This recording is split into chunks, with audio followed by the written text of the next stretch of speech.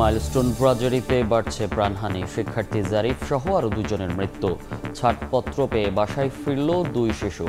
Burn institute পরিদর্শন করলেন প্রধান উপদেষ্টা। রাজধানীর গুলশানে সাবেক এমপির বাসায় চাঁদাবাজির অভিযোগে বৈষম্য বিরোধী ছাত্র আন্দোলন ও গণতান্ত্রিক ছাত্র সংসদের 5 নেতাকর্মী গ্রেফতার, সংগঠন থেকে বহিষ্কার। মানুষ যে চলাফেরাই না করতে পারতো, ফুটপাতে দোকান ব্যবসা করার জন্য মার্কেট ভাড়া করুক। অ্যাবনর্মালিটি বাংলাদেশে এখন নর্মালিটি হয়ে গেছে। রাজধানীর ফুটপাতে দোকান নেই, হাঁটার জায়গা, ঝুঁকি নিয়ে রাস্তার মধ্য দিয়ে চলছেন পথচারীরা। সমন্বয়হীন নগর পরিকল্পনাকে দুষছেন বিশেষজ্ঞ। হকার পুনর্বাসনের লক্ষ্য সিটি কর্পোরেশন। এখানে 15 মিনিটের পথ, সেখানে 2 ঘন্টাও লেগে যাচ্ছে।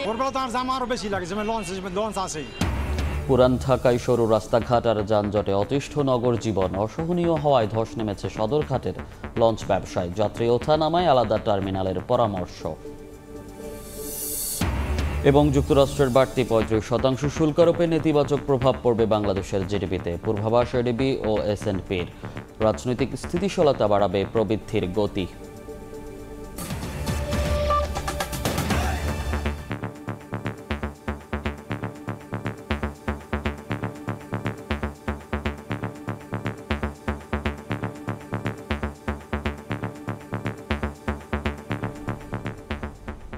ভোরের সময় সঙ্গে আছি আমি মনির হোসাইন।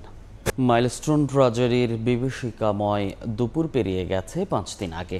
এখনও থামেনি কান্না, কমেনি আহাজারি। জাতীয় বার্ন ইনস্টিটিউটে শিক্ষার্থী জারিফ ও অফিস সহায়ক মাসুমা মারা গেছেন। বিভিন্ন হাসপাতালে এখনও চিকিৎসাধীন প্রায় অর্ধশত। সরকারি তথ্য অনুযায়ী প্রাণহানির সংখ্যা 35, যার মধ্যে এখনও পরিচয় মেলেনি একজনের। বিমান দেখে আকাশে উড়বার স্বপ্ন আর কোনোদিন বাস্তব হবে না মাইলস্টোন স্কুলে ঘটে যাওয়া মর্মান্তিক দুর্ঘটনার শিকার শিক্ষার্থীদের।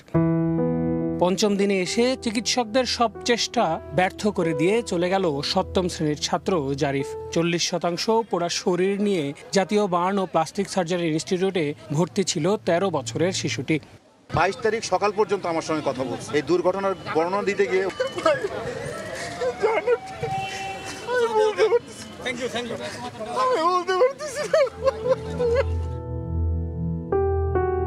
মৃত্যুর কাছে হেরে যাওয়া অফিস সহায়ক মাসুমা হয়েছিলেন 90% দগ্ধ। মর্মান্তিক এই দুর্ঘটনার সাক্ষী হয়ে রাজধানীর বিভিন্ন হাসপাতালে এখনো চিকিৎসা নিচ্ছেন প্রায় অর্ধশত। এখন ওনার শরীরে পুরোটাই ব্যান্ডেজ করা, শুধু মুখের একটা অংশ যেখানে পরানো ছিল ওই অংশটা শুধু খোলা আছে, আদারওয়াইজ সব অংশ ব্যান্ডেজ করা। আয়া হিসাবে বাচ্চাদের ছুটি হয়েছে, গার্জিয়ানের দিতে যায়া আমার ওয়াইফ বিমান দুর্ঘটনায় আজকে 26 তারিখ 11:15 বাজে উনি দুনিয়াতে চলে গেছে। 2টা সন্তান সামনে ভবিষ্যতে আগানোর জন্য অনেক স্বপ্ন ছিল, স্বপ্নগুলি সব ভাঙিয়া গেছে। আমি জানি না ছেলে সন্তানের মানুষ করতে পারে কিনা। ঘটনার 5 দিন কেটে গেলেও এখনও নিহতদের স্মৃতিচারণায় ভারী হয়ে আছে আকাশ, আর চিকিৎসাধীনদের সুস্থতার প্রার্থনা স্বজনদের। কেননা এখনও আইসিইউর বেডে কাতরাচ্ছেন বেশ কয়েকজন। সেখান থেকেও আদৌ তাদের ফেরানো যাবে কিনা তা নিয়ে সন্দেহান চিকিৎসকরা। নিজেদের জায়গা থেকে সর্বোচ্চটা দিয়ে কাজ করে যাচ্ছে হাসপাতাল কর্তৃপক্ষ। আমাদের ক্রিটিক্যাল পেশেন্টের সংখ্যা এই মুহূর্তে 4 জন এবং সিভিয়ার পেশেন্টের সংখ্যা 9 জন। আজকে আমরা 2 জন রোগীকে ডিসচার্জের ডিসিশন হয়ে গেছে, 2 জনই বাচ্চা। কোনো পেশেন্টের কাছ থেকে কোনো ব্যক্তিগতভাবে সহায়তা নেওয়া হচ্ছে না, সমস্ত কিছুই সরকারিভাবে আমরা ব্যবস্থা নিচ্ছি। ভুক্তভোগী আর সচেতন নাগরিক শ্রেণীর প্রশ্ন, কে নেবে মর্মান্তিক এই দুর্ঘটনার দায়? অপরিকল্পিত নগরায়নের বলি কেন হতে হলো এই ছোট্ট সোনামণিদের? ডাক্তার অনেক সাহস দিয়েছিল যে ভালো হয়ে যাবে, আসে, কিন্তু আজকে তো বিমানে লোক বসতি এলাকা দিয়ে চালানো উচিত হয় নাই। মাইলস্টোনের এই ট্র্যাজেডি যেন আর কোনো প্রতিষ্ঠানে না ঘটে। স্বপ্ন দেখতে দেখতে কেউ যেন দুঃস্বপ্নে হারিয়ে না যায়, পুনরাবৃত্তি না ঘটে এমন কিছুর, সেই চাওয়া সবার। আল আমিন তুষার, সময় সংবাদ, ঢাকা। সুস্থ হয়ে বাড়ি ফিরেছে মাইলস্টোন ট্র্যাজেডিতে দগ্ধ 2 শিশু। শনিবার বিকেলে জাতীয় বার্ন ইনস্টিটিউট থেকে ছাড়পত্র পায় আয়ান খান ও রাফসি আক্তার রাফিয়া। বাড়ি ফেরার সময় আবেগ আপ্লুত হয়ে পড়েন তাদের বাবা মা।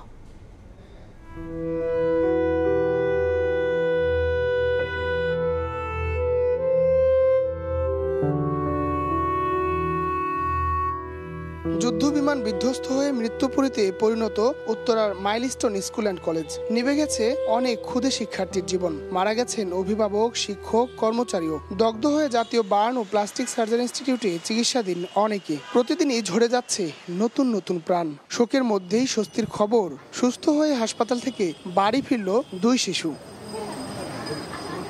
মাইলস্টোন স্কুলের 4র্থ শ্রেণীর ছাত্র আয়ান খান। বিমান দুর্ঘটনায় পুড়ে যায় তার হাত ও কান। 6 দিন চিকিৎসাধীন থাকার পর শনিবার ছাড়পত্র পেয়ে বাবা মায়ের সঙ্গে বাড়ি ফিরে গেছে। আল্লাহ পাক আমার সন্তানকে যেভাবে সুস্থ অবস্থায় ফিরিয়ে দিয়েছে, প্রত্যেকটা সন্তানকে সুস্থ অবস্থায় ফিরিয়ে।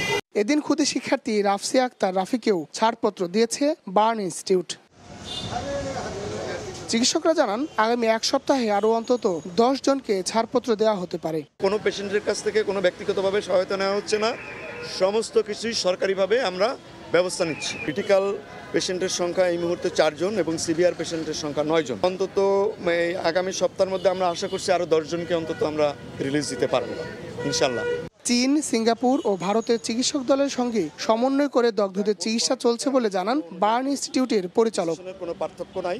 হায়দার আলী, সময় সংবাদ, ঢাকা। স্কুলে বিমান বিধ্বস্তে দগ্ধ রোগীদের দেখতে জাতীয় বার্ন ইনস্টিটিউট পরিদর্শন করেছেন প্রধান উপদেষ্টা।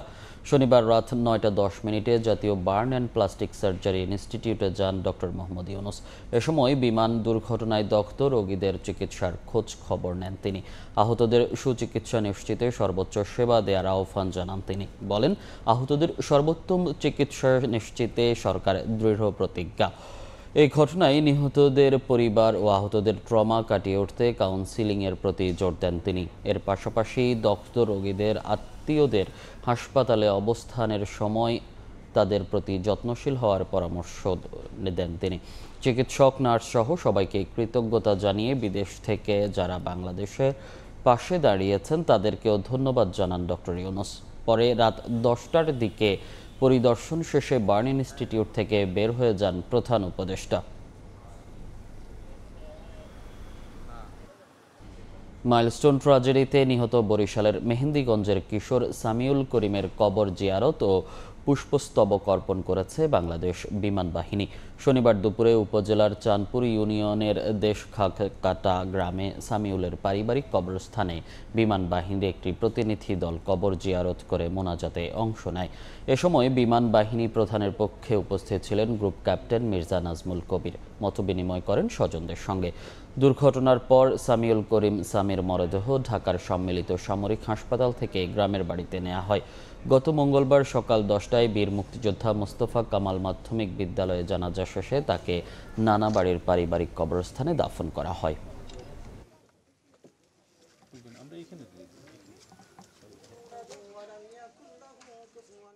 আমার ছেলেকে তো আমি পাবো না, ওর জন্য যদি আমি একটু কিছু করতে পারি, এটাই আমার পাওয়া। আমার আর কোনো চাওয়া পাওয়া নেই পৃথিবীতে।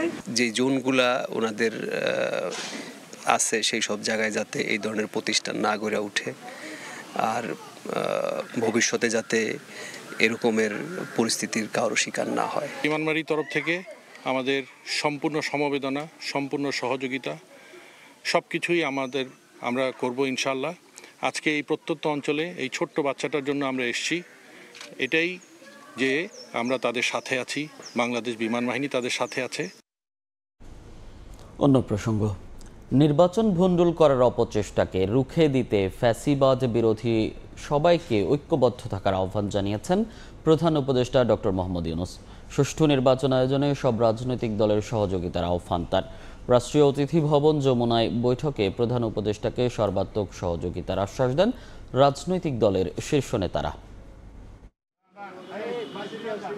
দেশের সাম্প্রতিক পরিস্থিতি নিয়ে আরও 14টি রাজনৈতিক দলের সঙ্গে বৈঠক করলেন প্রধান উপদেষ্টা ডক্টর মোহাম্মদ ইউনুস। শনিবার বিকেল 5টায় রাষ্ট্রীয় অতিথি ভবন যমুনায় এই বৈঠক শুরু হয়। বৈঠকে নির্বাচন সহ বেশ কিছু ইস্যুতে কথা বলেন প্রধান উপদেষ্টা। এ সময় তিনি বলেন, নির্বাচনের প্রস্তুতি নিয়ে অগ্রসর হলেই নানা ষড়যন্ত্র সামনে আসছে, ঐক্যবদ্ধভাবে সেসব ষড়যন্ত্র প্রতিহতের আহ্বান জানান ডক্টর ইউনুস। কয়েকটি রাজনৈতিক দলের সাথে মাননীয় প্রধান উপদেষ্টা বৈঠক শেষে নেতারা জানান, জুলাই সনদ ঘোষণার পাশাপাশি দ্রুতই ভোটের তারিখ ঘোষণা করবেন প্রধান উপদেষ্টা। সরকারি প্রতিষ্ঠান থেকে ফ্যাসিবাদের দোসরদের না সরালে সুষ্ঠু নির্বাচনে প্রতিবন্ধকতা আসতে পারে বলেও শঙ্কা প্রকাশ তাদের। জুলাই সনদের সাথে নির্বাচন কবে হবে, প্রক্রিয়া কি হবে, এগুলোর পরিষ্কার অফিশিয়াল ব্রিফিং উনার তরফ থেকে আমাদের জন্য এবং জাতির জন্য পরিষ্কার করে জানানো হবে। তিনি বলেছেন 2-3 দিনের মধ্যে আমরা একটা সুখবর দেখতে পাবো। 4-5 দিনের মধ্যে নির্বাচনের একটা সুনির্দিষ্ট সময় সীমা তারিখ উনি ঘোষণা করবেন। আমার কেন জানি মনে হচ্ছে সরকারের ভিতর আরেকটি সরকার অবস্থান করছেন, যার কারণে আইন শৃঙ্খলা পরিস্থিতি কোনোভাবেই উন্নতি ঘটানো যাচ্ছে না। দেশে জাতিসংঘের মানবাধিকার কমিশনের কার্যালয় প্রতিষ্ঠার বিষয়ে আপত্তিও জানায় বেশ কয়েকটি রাজনৈতিক দল। বাংলাদেশে জাতিসংঘের মানবাধিকার কমিশনের কার্যালয় দেশপ্রেমিক জনতা কেউই ভালো চোখে নিচ্ছে না। বাংলাদেশে জাতিসংঘের মানবাধিকারের অফিসের কোনো প্রয়োজন নেই। এছাড়াও দেশে আইন শৃঙ্খলা পরিস্থিতি স্বাভাবিক এবং রাজনৈতিক অস্থিরতা কমাতে সব দলের সঙ্গে বসে সিদ্ধান্ত নেওয়ার কথাও বলা হয় বৈঠকে। সব সমস্যার সমাধান হবে। মাহাদ ইসলাম ধ্রুব, সময় সংবাদ, ঢাকা। বিদেশ থেকে ভাড়া করে লোক এনে দেশ পরিচালনা সম্ভব নয়, এমন মন্তব্য করেছেন বিএনপি মহাসচিব মির্জা ফখরুল ইসলাম আলমগীর। বলেন, জনগণের প্রতিনিধিত্ব নিশ্চিতের জন্যই নির্বাচন চায় বিএনপি। সামাজিক মাধ্যম ব্যবহার করে মব তৈরি করা হচ্ছে বলেও অভিযোগ করেন তিনি। এদিকে দলের স্থায়ী কমিটির সদস্য আমির খসরু মাহমুদ চৌধুরী বলেন, রাজনৈতিক সংস্কৃতির পরিবর্তন না হলে শত সংস্কার করেও লাভ হবে না। জাতীয় প্রেস ক্লাবে জুলাই বিপ্লব প্রত্যাশা ও প্রাপ্তি শীর্ষক জিয়া পরিষদের আলোচনা সভা, যাতে যোগ দেন বিএনপি মহাসচিব মির্জা ফখরুল ইসলাম আলমগীর। কথা বলেন সংস্কার, নির্বাচন সহ নানা প্রসঙ্গে। কয়েকজন ব্যক্তিকে বিদেশ থেকে ভাড়া করে এনে দেশ চালানো যায় না বলে মন্তব্য করেন বিএনপি মহাসচিব। বলেন, কিছু লোক বৈঠক করে সংস্কার করলেই হয় না, এটি একটি প্রক্রিয়ার বিষয়। পার্লামেন্টে না গেলে জনগণের শাসনটা প্রতিষ্ঠিত হবে কোত্থেকে? কয়েকজন ব্যক্তিকে দেশ বিদেশ থেকে ভাড়া করে নিয়ে এসে কি দেশ চালানো যায়? যায় না। কতগুলো বৈঠক করে আপনার সংস্কারে কত বিষয় নিয়ে এসে জনগণকে দিয়ে দিলেন, আর সংস্কার হয়ে গেল। সেভাবে সংস্কার হয় না। সংস্কার হতে হবে একটা প্রক্রিয়ার মধ্য দিয়ে। সিডাপ মিলনায়তনে আলাদা অনুষ্ঠানে মির্জা ফখরুল বলেন, সমাজকে গ্রাস করে ফেলছে সামাজিক যোগাযোগ মাধ্যম, এর মাধ্যমেই তৈরি হচ্ছে মব। সোশ্যাল মিডিয়া, সেই সোশ্যাল মিডিয়ার যে একটা ভয়াবহতা এই সমাজকে গ্রাস করে ফেলছে, এটা আপনারা কতটুকু উপলব্ধি করছেন আমি জানি না। আমাদের সরকারের উপদেষ্টার মধ্যে এখানে আসেন, ওনারা খুব ভালো করে উপলব্ধি করছেন যে আপনার যে মত তৈরি করার যে ব্যাপারটা, কিভাবে সরকারকে আপনার মাঝে আসবো। আগারগাঁওয়ে এক অনুষ্ঠানে রাজনৈতিক সংস্কৃতির পরিবর্তন না হলে শত সংস্কার করেও লাভ হবে না বলে মন্তব্য করেন বিএনপি স্থায়ী কমিটির সদস্য আমির খসরু মাহমুদ চৌধুরী। বাংলাদেশে 100 সংস্কার করে কোনো লাভ হবে না যদি বাংলাদেশের পলিটিক্যাল কালচার চেঞ্জ না হয়। 100 সংস্কার করে কোনো লাভ হবে না। We must change our political culture, এবং ডেমোক্রেটিক প্রসেসটা যাতে অব্যাহত থাকে আমরা জাতি হিসাবে সকলে মিলে চেষ্টা করতে হবে।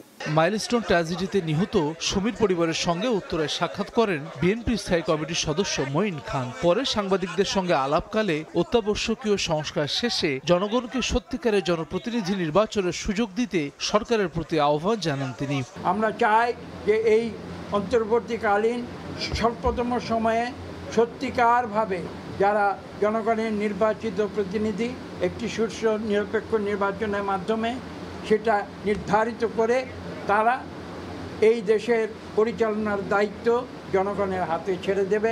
এদিকে মাইলস্টোনে বিমান দুর্ঘটনায় নিহত ফায়াজের পরিবারের সঙ্গেও সাক্ষাৎ করে বিএনপির ভারপ্রাপ্ত চেয়ারম্যান তারেক রহমানের পক্ষ থেকে শোক সন্তপ্ত পরিবারকে সমবেদনা জানান দলের সিনিয়র যুগ্ম মহাসচিব রুহুল কবির রিজভী। হাসান ওয়ালি, সময় সংবাদ, ঢাকা। জুলাই শহীদদের স্মরণ সভায় প্রধান অতিথি ও উপদেষ্টারা অনুপস্থিত থাকায় ক্ষোভ জানিয়েছেন আয়োজকরা। বিচারের অগ্রগতি নিয়ে প্রশ্ন তোলেন শহীদ পরিবারের সদস্যরা। তবে দ্রুত বিচারের আশ্বাস দিয়েছেন চিফ প্রসিকিউটর। শহীদদের প্রতি রাষ্ট্র ও রাজনৈতিক দলের দায়বদ্ধতা সঠিকভাবে পালন হয়নি বলে আক্ষেপ করেন জামাত আমির।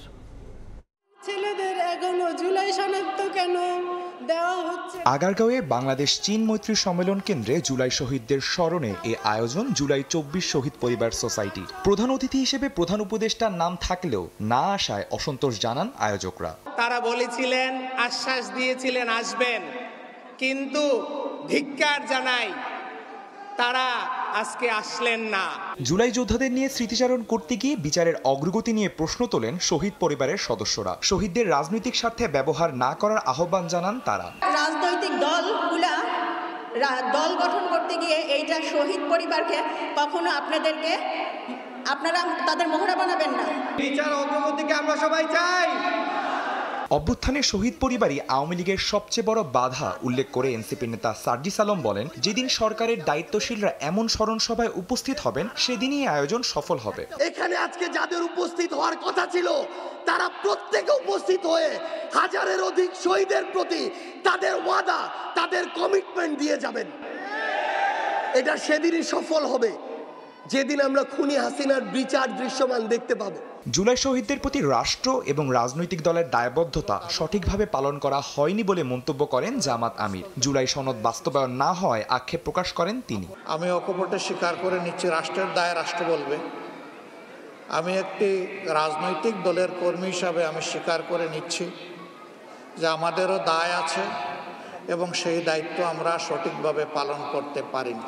জুলাই আগস্ট হত্যাযজ্ঞের বিচার প্রক্রিয়া নিয়ে সরকারের উপর আস্থা রাখতে আহ্বান জানান চিফ প্রসিকিউটর তাজুল ইসলাম। আহত ব্যক্তি বা বৃদ্ধ মানুষের কাছে লাঠি যেরকম গুরুত্বপূর্ণ, বিচারের ক্ষেত্রে আপনাদের লাঠির ভূমিকায় আমি অবতীর্ণ হয়েছি, কারণ আপনাদের স্বপ্ন আমাদের মধ্য দিয়ে বাস্তবায়ন হবে ইনশাআল্লাহ। অনুষ্ঠানে আমন্ত্রিত উপদেষ্টারা উপস্থিত না থাকার সমালোচনা করেন গণ অধিকার পরিষদের সাধারণ সম্পাদক রাশেদ খানও। কারণে আসে নাই, তাদের কাজটা কি?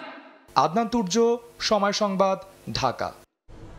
পুলিশ হত্যার দায় এনসিপির ওপর চাপানোর চেষ্টা চলছে বলে অভিযোগ করেছেন এনসিপি আহ্বায়ক নাহিদ ইসলাম। ৭২-এর সংবিধান রক্ষায় একটি মহল মাঠে নেমেছে অভিযোগ করে চক্রান্ত রুখে দেওয়ার হুঁশিয়ারি দিয়েছেন তিনি। শনিবার দুপুরে মৌলভীবাজারে জুলাই পদযাত্রায় এই কথা বলেন নাহিদ। পরে রাতে কিশোরগঞ্জে পথসভা করে এনসিপি। এ সময় নাহিদ ইসলাম বলেন, গণ অভ্যুত্থানের ১ বছর পরও মানুষের অধিকার আদায় হয়নি।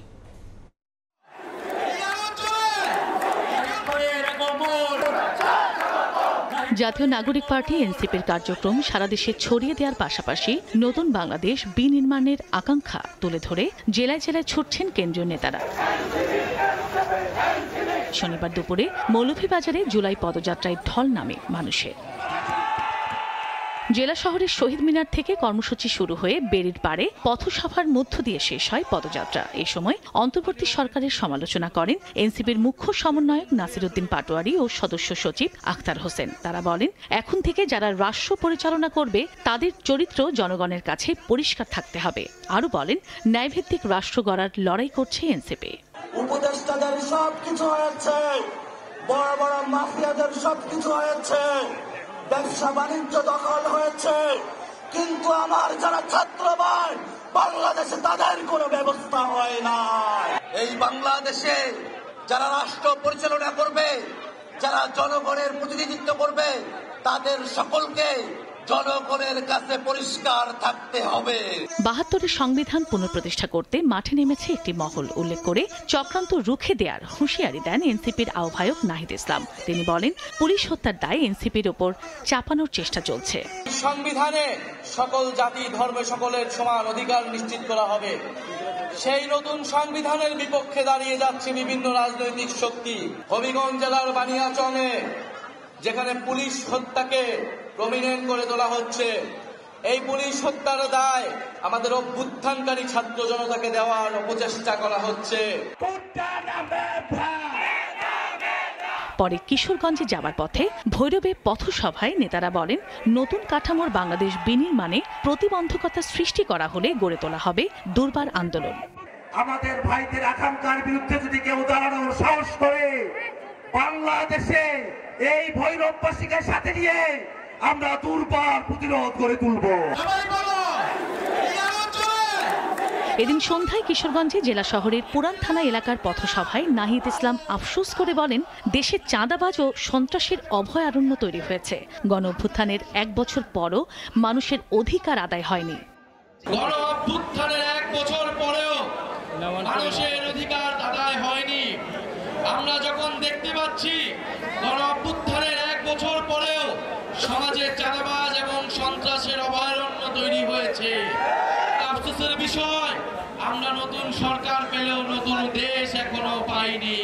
গণ অভ্যুত্থানের মধ্য দিয়ে পুরনো ব্যবস্থাকে পাল্টে নতুন রাষ্ট্র গড়ার আহ্বান জানান দলটির আহ্বায়ক নাহিদ ইসলাম। চন্দ্রা বিশ্বাস, ববি। অভিযোগে সমন্বয়ক পরিচয় দেয়া 5 জনকে গ্রেফতার করেছে গুলশান থানা পুলিশ। রাজধানীর গুলশানে সাবেক সংসদ সদস্য শাম্মী আহমেদের বাসায় দ্বিতীয়বার চাঁদাবাজি করতে গেলে গ্রেফতার হন তারা। এদের মধ্যে বৈষম্য বিরোধী ছাত্র আন্দোলনের 3 জন এবং গণতান্ত্রিক ছাত্র সংসদের 2 জন। 5 জনকেই বহিষ্কার করা হয়েছে। শনিবার রাত 8টা সিসিটিভির ফুটেজে সাবেক এমপি শাম্মী আহমেদের গুলশানের বাসায় 2 জন যুবককে বসে থাকতে দেখা যায়। চাঁদাবাজির অভিযোগ পেয়ে ঘটনাস্থলে উপস্থিত হয়ে রাজ্জাক রিয়াদ, সাকাদাউন সিয়াম, সাদমান সর্দার, ইব্রাহিম হোসেন, আমিনুল ইসলাম নামের 5 জনকে আটক করেন গুলশান থানা পুলিশ। অভিযুক্তরা বৈষম্য বিরোধী ছাত্র আন্দোলন ও গণতান্ত্রিক ছাত্র সংসদের সদস্য ছিলেন। ঘটনা জানাজানির পর 2 দল থেকে 5 জনকেই বহিষ্কার করা হয়। গুলশান থানার ভারপ্রাপ্ত কর্মকর্তা হাফিজুর রহমান বলেন, 1 সপ্তাহ আগেও একই বাসা থেকে 10 লাখ টাকা চাঁদা নেয় গ্রুপটি। শনিবার আরও 40 লাখ টাকা চাঁদার দাবিতে গেলে খবর পেয়ে তাদের আটক করা হয়। অস্ট্রেলিয়ান যে প্রবাসী আবু জাফর সাহেব, উনি বাদী একটা অভিযোগ দাখিল করছে, ব্যাপারে আমরা মামলা প্রক্রিয়াধীন। তাদের পরিচয় পেয়েছি, তাদের মধ্যে রিয়াদ সহ 4 জন একটি বিশ্ববিদ্যালয়ের স্টুডেন্ট, প্রাইভেট বিশ্ববিদ্যালয়, প্রেসিডেন্সি প্রাইভেট বিশ্ববিদ্যালয়, বাকি আরেকজন অন্য বিশ্ববিদ্যালয়ের স্টুডেন্ট, অ্যাডাফ বিশ্ববিদ্যালয়ের স্টুডেন্ট, রানিং স্টুডেন্ট। অভিযুক্তদের আটকের পর শাস্তির দাবিতে গুলশান থানার সামনে বিক্ষোভ করেন স্থানীয়রা। তুষার আহমেদ ইমন, সময় সংবাদ, ঢাকা। শহরের ফুটপাথ যেন এখন পথচারীর নয়, বরং অন্য যে কোনো কিছুর জন্য বরাদ্দ। হাঁটার জায়গা খুঁজতে গিয়ে থেমে যেতে হয়, মোড় ঘুরতেই সামনে দোকান, পার্কিং বা নির্মাণ সামগ্রী। পরিকল্পনাবিদ বলছেন, এই বিশৃঙ্খলার মূলেই রয়েছে সমন্বয়হীন নগর পরিকল্পনা। আর সিটি কর্পোরেশন বলছে, উচ্ছেদের বদলে হকারদের পুনর্বাসনে জোর দেওয়া হচ্ছে। আশরাফুল ইসলামের ক্যামেরায় তাসনিয়া নিশাত মিমের রিপোর্ট।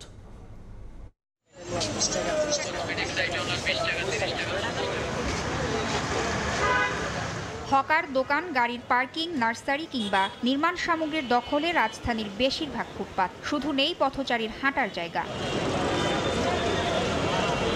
ঢাকা শিশু হাসপাতালের সামনের ফুটপাত যেন এক বাজার। রোগীর সঙ্গে থাকা স্বজনেরা এখানে খুঁজে পান না হাঁটার জায়গা। চায়ের স্টল, ফলের দোকানের ভিড়ে দাঁড়িয়ে থাকাও মুশকিল। মানুষ যদি চলাফেরাই না করতে পারতো, ফুটপাতের দোকান ব্যবসা করার জন্য তাদের মার্কেট ভাড়া করুক, জনগণের খুব কষ্ট। এদের একটা লোক আসলে, রোগী আসলে মারামারি করে। শহরের ফুটপাত আয় উপার্জনেরও জায়গা। মিরপুর 10 নম্বরে ফুটপাত ছাড়িয়ে সড়কেও ঠেকেছে হকারদের রাজত্ব। পথচারীরা বাধ্য হচ্ছেন ঝুঁকি নিয়ে রাস্তার মধ্য দিয়ে হাঁটতে। এতে বাড়ছে দুর্ঘটনার ঝুঁকিও। ফুটপাত তো নাই, ফুটপাতের পরে রাস্তারও অর্ধেক জায়গা নিয়েছে। মানে অভ্যস্ত হয়ে গেছি, অ্যাবনর্মালিটি বাংলাদেশে এখন নর্মালিটি হয়ে গেছে। হকারদের দাবি, যথাযথ বিকল্প জায়গা না থাকায় ফুটপাতের বাইরে ব্যবসা পরিচালনা করা সম্ভব নয়। উচ্ছেদ করে উড়ায় আবার বসি। আমরা রাস্তার কিনে আছি, বেশি রাস্তা বেশি জাম নেই। সবার জন্য সরকার আছে, আমাদের জন্য আছে নাকি? কসমেটিক আইটেম লন 20 টাকা, 30 টাকা, 50 টাকা। কসমেটিক আইটেম লন 20 টাকা, 30 টাকা, 50 টাকা। একদিকে জীবিকা নির্বাহের তাগিদ, অন্যদিকে চলাচলের অধিকার। এই দুয়ের টানাপোড়েনে প্রতিনিয়ত হোঁচট খায় শহর। ফুটপাত ব্যবস্থাপনায় নেই কোনো টেকসই সমাধান। হকাররা বলছেন, এই ফুটপাতই তাদের জীবিকা নির্বাহের একমাত্র ভরসা। অন্যদিকে পথচারীরা বলছেন, প্রতিদিন এই ফুটপাত দিয়ে হেঁটে যাওয়া যেন নাজেহাল হওয়ার এক অবধারিত অভিজ্ঞতা। নারীর জন্য দিনে দিনে অনিরাপদ হয়ে উঠছে ফুটপাত। প্রায় জুটছে অশালীন দৃষ্টি, কটু মন্তব্য, ইচ্ছাকৃত ধাক্কা বা গা ঘেঁষে চলা। প্রতিদিনের এই হয়রানিতে নিরাপদ শহরের স্বপ্ন থেকে যাচ্ছে অধরা। ধাক্কা দিচ্ছে বা ব্যাড টাচ করছে। একে তো ব্যাগ অনেক বেশি সাবধানে রাখতে হয়, বারবার চেক করতে হয়। যখন অনেক ভিড় থাকে তখন তো বাধ্য হয়ে রাস্তা দিয়ে হাঁটতে হয়। একবার যাচ্ছে আবার আসছে, মানে সেম লোকটাই, কোনো কাজ নাই, শুধু শুধু মেয়েদের পেছনে ঘুরঘুর করতেছে। মাঝে মাঝে প্রশাসন অভিযান চালালেও ফুটপাত ব্যবস্থাপনায় নেই টেকসই পরিকল্পনা। ঢাকা শহর তো আসলে সারা বাংলাদেশি সকল হকারকে অ্যাকোমোডেট বা ধারণ করতে পারবে না।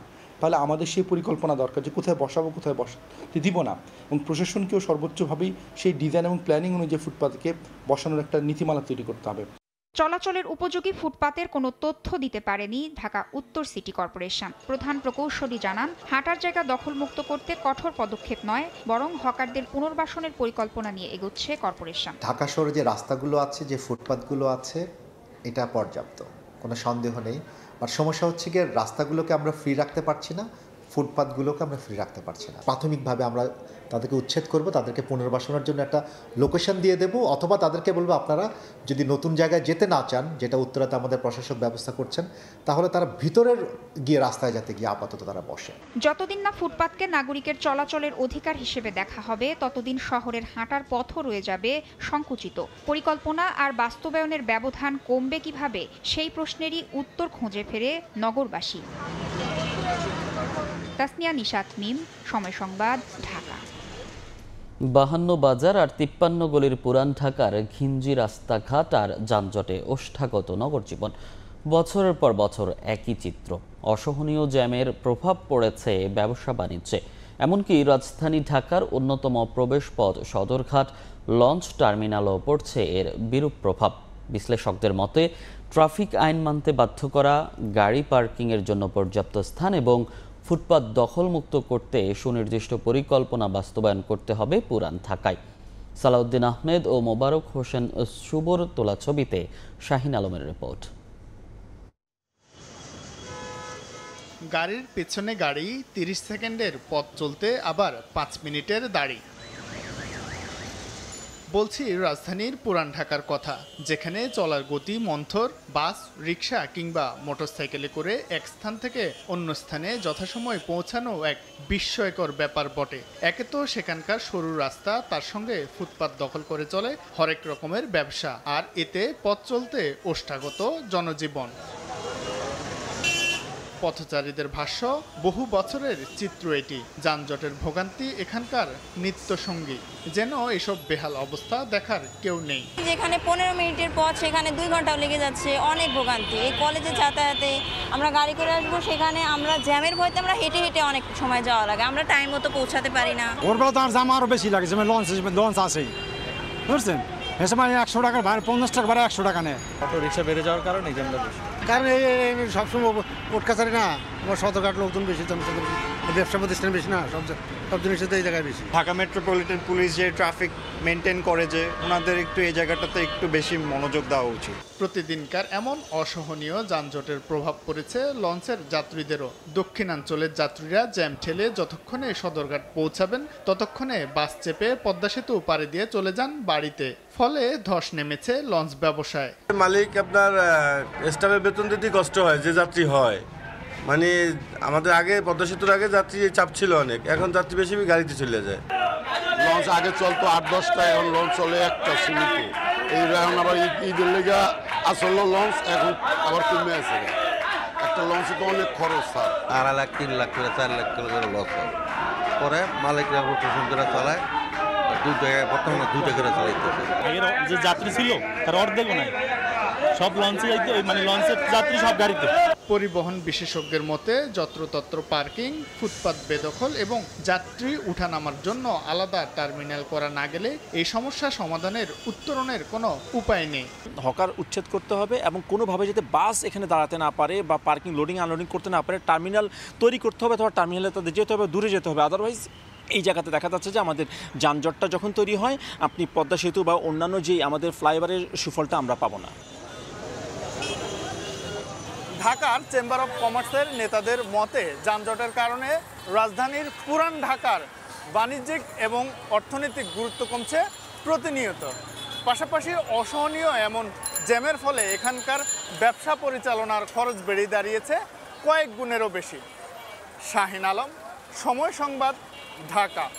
ব্র্যাড ফ্রি ইনসুলেশন যুক্ত কঙ্কা ফ্রিজ ইঁদুর থেকে সুরক্ষিত থাকে সব সময়। যুক্তরাষ্ট্রের বাড়তি 35% শুল্ক আরোপে বাংলাদেশের জিডিপি কমতে পারে। এশিয়ান ডেভেলপমেন্ট আউটলুকের জুলাই সংস্করণে এমন পূর্বাভাস দিয়েছে এশীয় উন্নয়ন ব্যাংক এডিবি। আর এই শুল্ককে বাংলাদেশের পোশাক খাত ও শ্রম বাজারের জন্য ঝুঁকিপূর্ণ হিসেবে দেখছে S&P গ্লোবাল। তবে বাংলাদেশের ঋণমান স্থিতিশীল রেখেছে মার্কিন সংস্থাটি। আগামী 1 আগস্ট থেকে বাংলাদেশের উপর যুক্তরাষ্ট্রের পাল্টা 35% শুল্ক কার্যকর হওয়ার কথা। যদিও এ হার কমাতে যুক্তরাষ্ট্রের প্রধান বাণিজ্য আলোচনাকারী সংস্থা ইউএস ট্রেড রিপ্রেজেন্টেটিভের সঙ্গে তৃতীয় দফায় আলোচনা হবে আগামী 29 জুলাই। তবে যুক্তরাষ্ট্রের এই পাল্টা শুল্কের নেতিবাচক প্রভাব পড়তে পারে বাংলাদেশের জিডিপি প্রবৃদ্ধিতে। এশিয়ান ডেভেলপমেন্ট আউটলুকের জুলাই সংস্করণে এমন শঙ্কা প্রকাশ করেছে এশীয় উন্নয়ন ব্যাংক এডিবি। সংস্থাটি চলতি 2025-26 অর্থ বছরের প্রবৃদ্ধির পূর্বাভাস কমিয়ে ধরার কারণ হিসেবে রফতানি ও শিল্প খাতের ধীর গতি বলেই জানিয়েছে। তবে জিডিপির প্রবৃদ্ধি ঠিক কত হবে এবারের সংস্করণে তা বলেনি এডিবি। গেল অর্থ বছরের মূল্যস্ফীতি কমার পেছনে বৈশ্বিক পণ্য মূল্যের স্থিতিশীলতা, কড়াকড়ি আর্থিক ও রাজস্ব নীতি ভূমিকা রেখেছে বলে জানিয়েছে এডিবি। একই কারণে চলতি অর্থ বছরেও মূল্যস্ফীতি কমার পূর্বাভাস অপরিবর্তিত রাখা হয়েছে। যুক্তরাষ্ট্রের পাল্টা শুল্ককে বাংলাদেশের বাণিজ্যের ক্ষেত্রে ঝুঁকি হিসেবে দেখছে যুক্তরাষ্ট্রভিত্তিক বৈশ্বিক ঋণমান যাচাইকারী প্রতিষ্ঠান S&P গ্লোবালও। তাদের যুক্তি, এই শুল্ক কার্যকর হলে তা তৈরি পোশাক খাতের প্রতিযোগিতা ও শ্রম বাজারে প্রভাব ফেলতে পারে। তবে গেল বৃহস্পতিবার প্রকাশিত এক প্রতিবেদনে S&P বাংলাদেশের ঋণমান স্থিতিশীল রেখেছে। প্রতিবেদনে জানানো হয়, গত 2 বছরে দেশের প্রকৃত অর্থনৈতিক প্রবৃদ্ধির হার উল্লেখযোগ্যভাবে কমেছে। তবে গত 18 মাসে নমনীয় বিনিময় হার, টাকার অবমূল্যায়ন, কঠোর মুদ্রানীতি বৈদেশিক মুদ্রার তারল্য পুনর্গঠনে সহায়তা করেছে। বৈদেশিক লেনদেনে স্থিতিশীলতা নিশ্চিত হলে আগামী 1 বছরে প্রবৃদ্ধি আবার গতি পেতে পারে। সে ধারাবাহিকতায় পরবর্তী 3 বছরে প্রবৃদ্ধি গড়ে 6.1% হতে পারে। S&P জানিয়েছে 2026 সালের সম্ভাব্য জাতীয় নির্বাচন এই প্রক্রিয়া একটি গুরুত্বপূর্ণ মাইলফলক হতে পারে। ইয়ানুর শিফাত, সময় সংবাদ। বিদেশি লেবেল আর নামি দামি ব্র্যান্ডের মতো আকর্ষণীয়মূলক ভালো মতো খেয়াল না করলে চোখ এড়িয়ে যায় নামের বানানের কারসাজি। নেই BSTI এর অনুমোদনও। তবুও পাইকারি থেকে খুচরা সব বাজারে দেদারছে চলছে এসব প্রসাধনী পণ্যের বেচাকেনা। যদিও বিক্রেতাদের দাবি বেশিরভাগই আমদানি করা চীনা পণ্য। BSTI ও ভোক্তা অধিকার সংরক্ষণ অধিদপ্তর বলছে, অভিযান চালিয়েও তারা থামাতে পারছে না নকল প্রসাধনী পণ্যের বিক্রি। তাই আসল পণ্য কিনতে ভোক্তাদের সচেতন হওয়ার পরামর্শ তাদের। অন্তরা সেনের রিপোর্ট। ফাউন্ডেশন থেকে আইশ্যাডো, সিরাম থেকে সানস্ক্রিন, সাজসজ্জায় প্রয়োজনীয় প্রসাধনী পণ্যের ঠাসা পুরান ঢাকার চকবাজারের এসব দোকান। প্রথম দেখাতে মনে হবে নামি দামি কোনো ব্র্যান্ডের পণ্য এগুলো, তবে একটু খেয়াল করলেই ধরা পড়ে নামের বানানের কারসাজি। একটি বর্ণের হেরফের করে যেমন বানানো হয়েছে নতুন নাম, তেমনি ডিজাইনও করা হয়েছে প্রায় হুবহু বিদেশি ব্র্যান্ডের আদলে। আমার হাতে 2টি বিদেশি কোম্পানির লিপস্টিক রয়েছে। একটিতে আমদানিকারক প্রতিষ্ঠান, বাজারজাতকারী প্রতিষ্ঠান, মেয়াদ উত্তীর্ণের তারিখ সবই উল্লেখ রয়েছে, সঙ্গে BSTI এর সিলও দেওয়া আছে। কিন্তু আমার বাহাতের লিপস্টিকে নেই এই ধরনের কোনো তথ্য।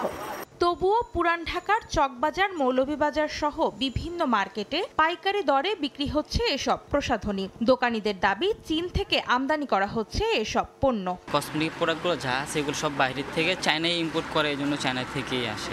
তাদের দাবি, সত্যতা যাচাইয়ে যেতে চাই মান নিয়ন্ত্রণকারী সরকারি সংস্থা BSTI এ। পণ্যের গায়ে লেখা নাম অনুসন্ধান করে সংস্থাটি জানালো, অনুমোদন নেই কোনোটিরই। মানহীন এসব পণ্যের বিক্রি বন্ধে গেল অর্থ বছরে 62টি অভিযান চালিয়েছে তারা। এ সময় 67টি মামলা, সিলগালা করা হয়েছে 2টি প্রতিষ্ঠান। 50 লাখ টাকার বেশি মূল্যের নকল কসমেটিক্স পণ্যের বোতল ও লেবেল ধ্বংস করার পাশাপাশি আদায় করা হয়েছে 26 লাখ টাকার বেশি জরিমানা। তবে অসৎ ব্যবসায়ীদের নিত্য নতুন কৌশলের কাছে হার মানতে হচ্ছে বলে জানান BSTI এর পরিচালক। যারা ইম্পোর্ট করছে অথবা যারা অবৈধ উপায়ে নিয়ে আসছে তাদেরকে যদি আমরা ধরতে পারতাম, তাহলে তো এটা সম্পূর্ণ প্রোডাক্ট সিল করে ইভেন তার বিরুদ্ধে ব্যবস্থা নেওয়া, আমরা কঠোর ব্যবস্থা নিতে পারতাম। প্রবলেমটা হচ্ছে যে তারা যখন নিয়ে এসে এরা দোকানে দিয়ে দেয়। এক্ষেত্রে আমরা অনেক সময় বাজার সার্ভেলেন্সের মাধ্যমে অনেক স্যাম্পল নিয়ে আমরা নিম্নমানের পেয়েছি, সেগুলো কিন্তু আমরা দোকানেই অভিযান করেছি। দেখা যায় কি যে একটা দোকানে যখন অভিযান করা যায়, পরবর্তী দোকানগুলোতে ওই প্রোডাক্টগুলোতে ওগুলো লুকায় ফেলে। এসব নকল পণ্যের বাজার রোধে তৎপর ভোক্তা অধিকার সংরক্ষণ অধিদপ্তরও। গেল জুন পর্যন্ত 1 বছরে প্রসাধনী ও স্কিন কেয়ার পণ্যে ভেজাল বিরোধী 744টি অভিযান করেছে সংস্থাটি। জরিমানা করেছে প্রায় 63 লাখ টাকা। ভেজালের অভিযোগ এসেছে 583টি, যার মধ্যে সমাধান হয়েছে 433টি। নকল পণ্য থেকে বাঁচতে প্রসাধনী কেনার ক্ষেত্রে ভোক্তাদের যাচাই বাছাই করার পরামর্শ সংস্থাটির মহাপরিচালকের। যিনি ক্রেতা, প্রথমত তার একটা দায়িত্ব আছে সব সময় বেছে যেটা বেস্ট ওয়ান সেটা ক্রয় করা। উৎপন্নের দেশ, এটার ভ্যালু, এটার ইনগ্রেডিয়েন্ট সম্পর্কে নিশ্চিত হয়ে সেটা নেওয়ার জন্য অনুরোধ করব। কারণ ক্রয়ের পরে ঠকার তুলনায় নিশ্চিতভাবে হয়ে ক্রয় করা অনেক ভালো। দীর্ঘমেয়াদী ক্ষতির দিক বিবেচনায় ভেজাল প্রসাধনী পণ্যে গোয়েন্দা নজরদারি বাড়ানোর তাগিদ সংশ্লিষ্টদের। অন্তরা সেন, সময় সংবাদ, ঢাকা। জুলাই ঘোষণাপত্র দেওয়ার দাবি জানিয়েছেন ইসলামী আন্দোলন বাংলাদেশের যুগ্ম মহাসচিব ও মুখপাত্র মাওলানা গাজী আতাউর রহমান। বলেন, জুলাই সনদে মাদ্রাসা ছাত্রদের স্বীকৃতি দিতে হবে। শনিবার বিকেলে ইসলামী আন্দোলন বাংলাদেশের ঢাকা মহানগর দক্ষিণ আয়োজিত রক্তাক্ত জুলাই আন্দোলনে শহীদ ও আহতদের সম্মাননা এবং সংবর্ধনা অনুষ্ঠানে প্রধান অতিথির বক্তব্যে তিনি একথা বলেন, বর্তমান সরকার জুলাই যোদ্ধাদের মনে হয় ভুলে গেছে। অনেকেই নির্বাচন নিয়ে ব্যস্ত হয়ে পড়েছেন। জুলাই যোদ্ধাদের গলায় ফাঁসির দড়ি রেখে নির্বাচন নিয়ে ব্যস্ত হয়ে পড়া কোনোভাবেই উচিত হবে না বলেও মন্তব্য করেন তিনি।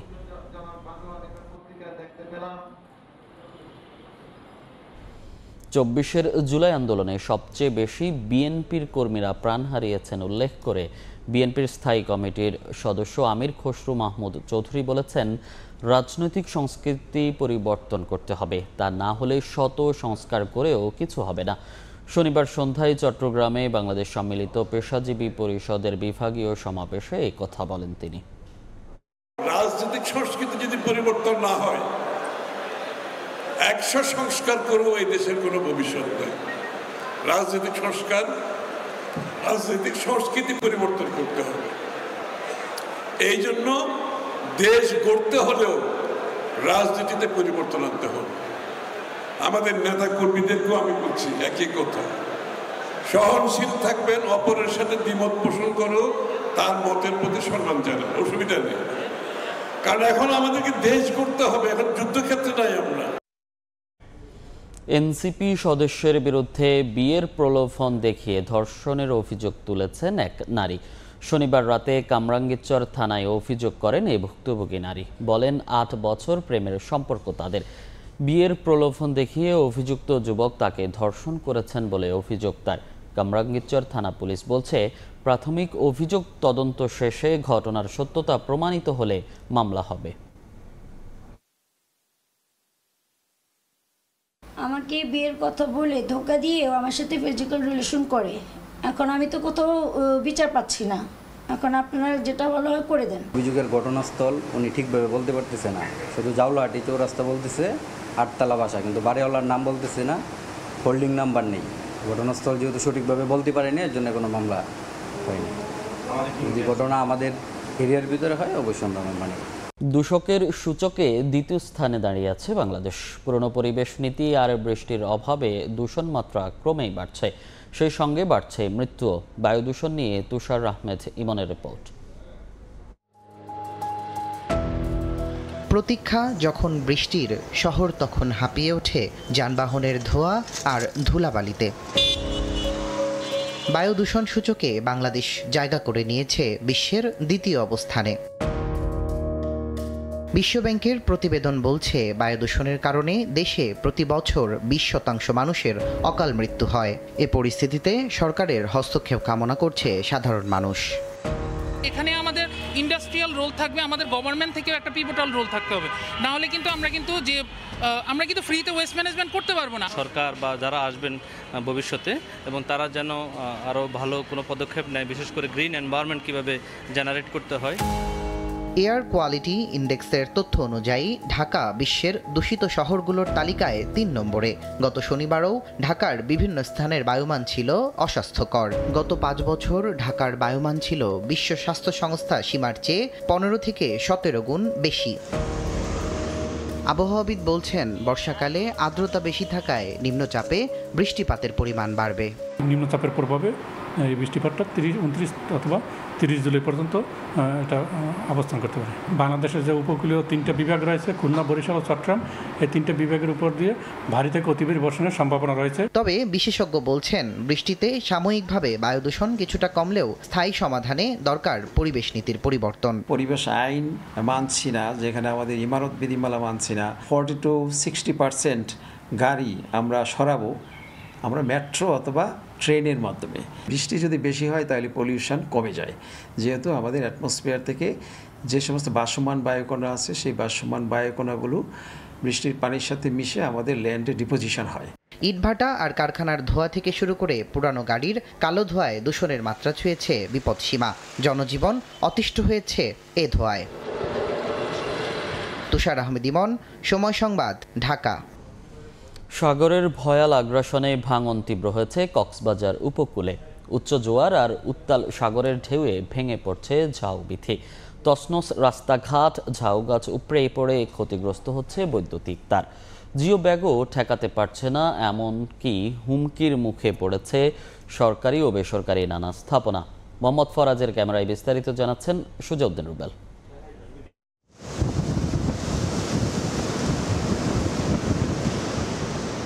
60 বছর বয়সী নুরুল আলম সাগরে মাছ শিকার বা পোনা আহরণ করে জীবিকা নির্বাহ করেন, কিন্তু উচ্চ জোয়ার আর উত্তাল সাগরের ঢেউয়ের কারণে নামতে পারছেন না সাগরে।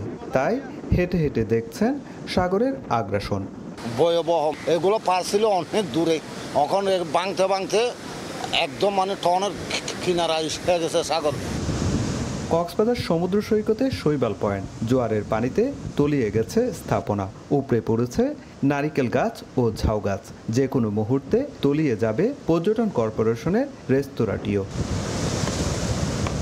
প্রতি বছর বর্ষা মৌসুমে এলে যেন আরও ভয়াবহ হয়ে ওঠে এই ভাঙন।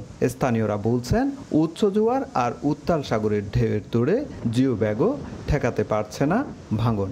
এটা পানির ট্যাঙ্কি ছিল, এটা পানি জোয়ারের পানি আইসা এখানে ফালা দিছে। সাগর তো আগে অনেক দূরে ছিল, এখন সাগর এখানে পাশে এসে মানে কি সব কিছু ভেঙে ফেলতেছে। পানির বেশি হওয়াতে নিচে এগুলো কাটা যাচ্ছে না, উপরে যেগুলো কুটির উপর পড়ছে এগুলো আমরা অপসারণ করছি।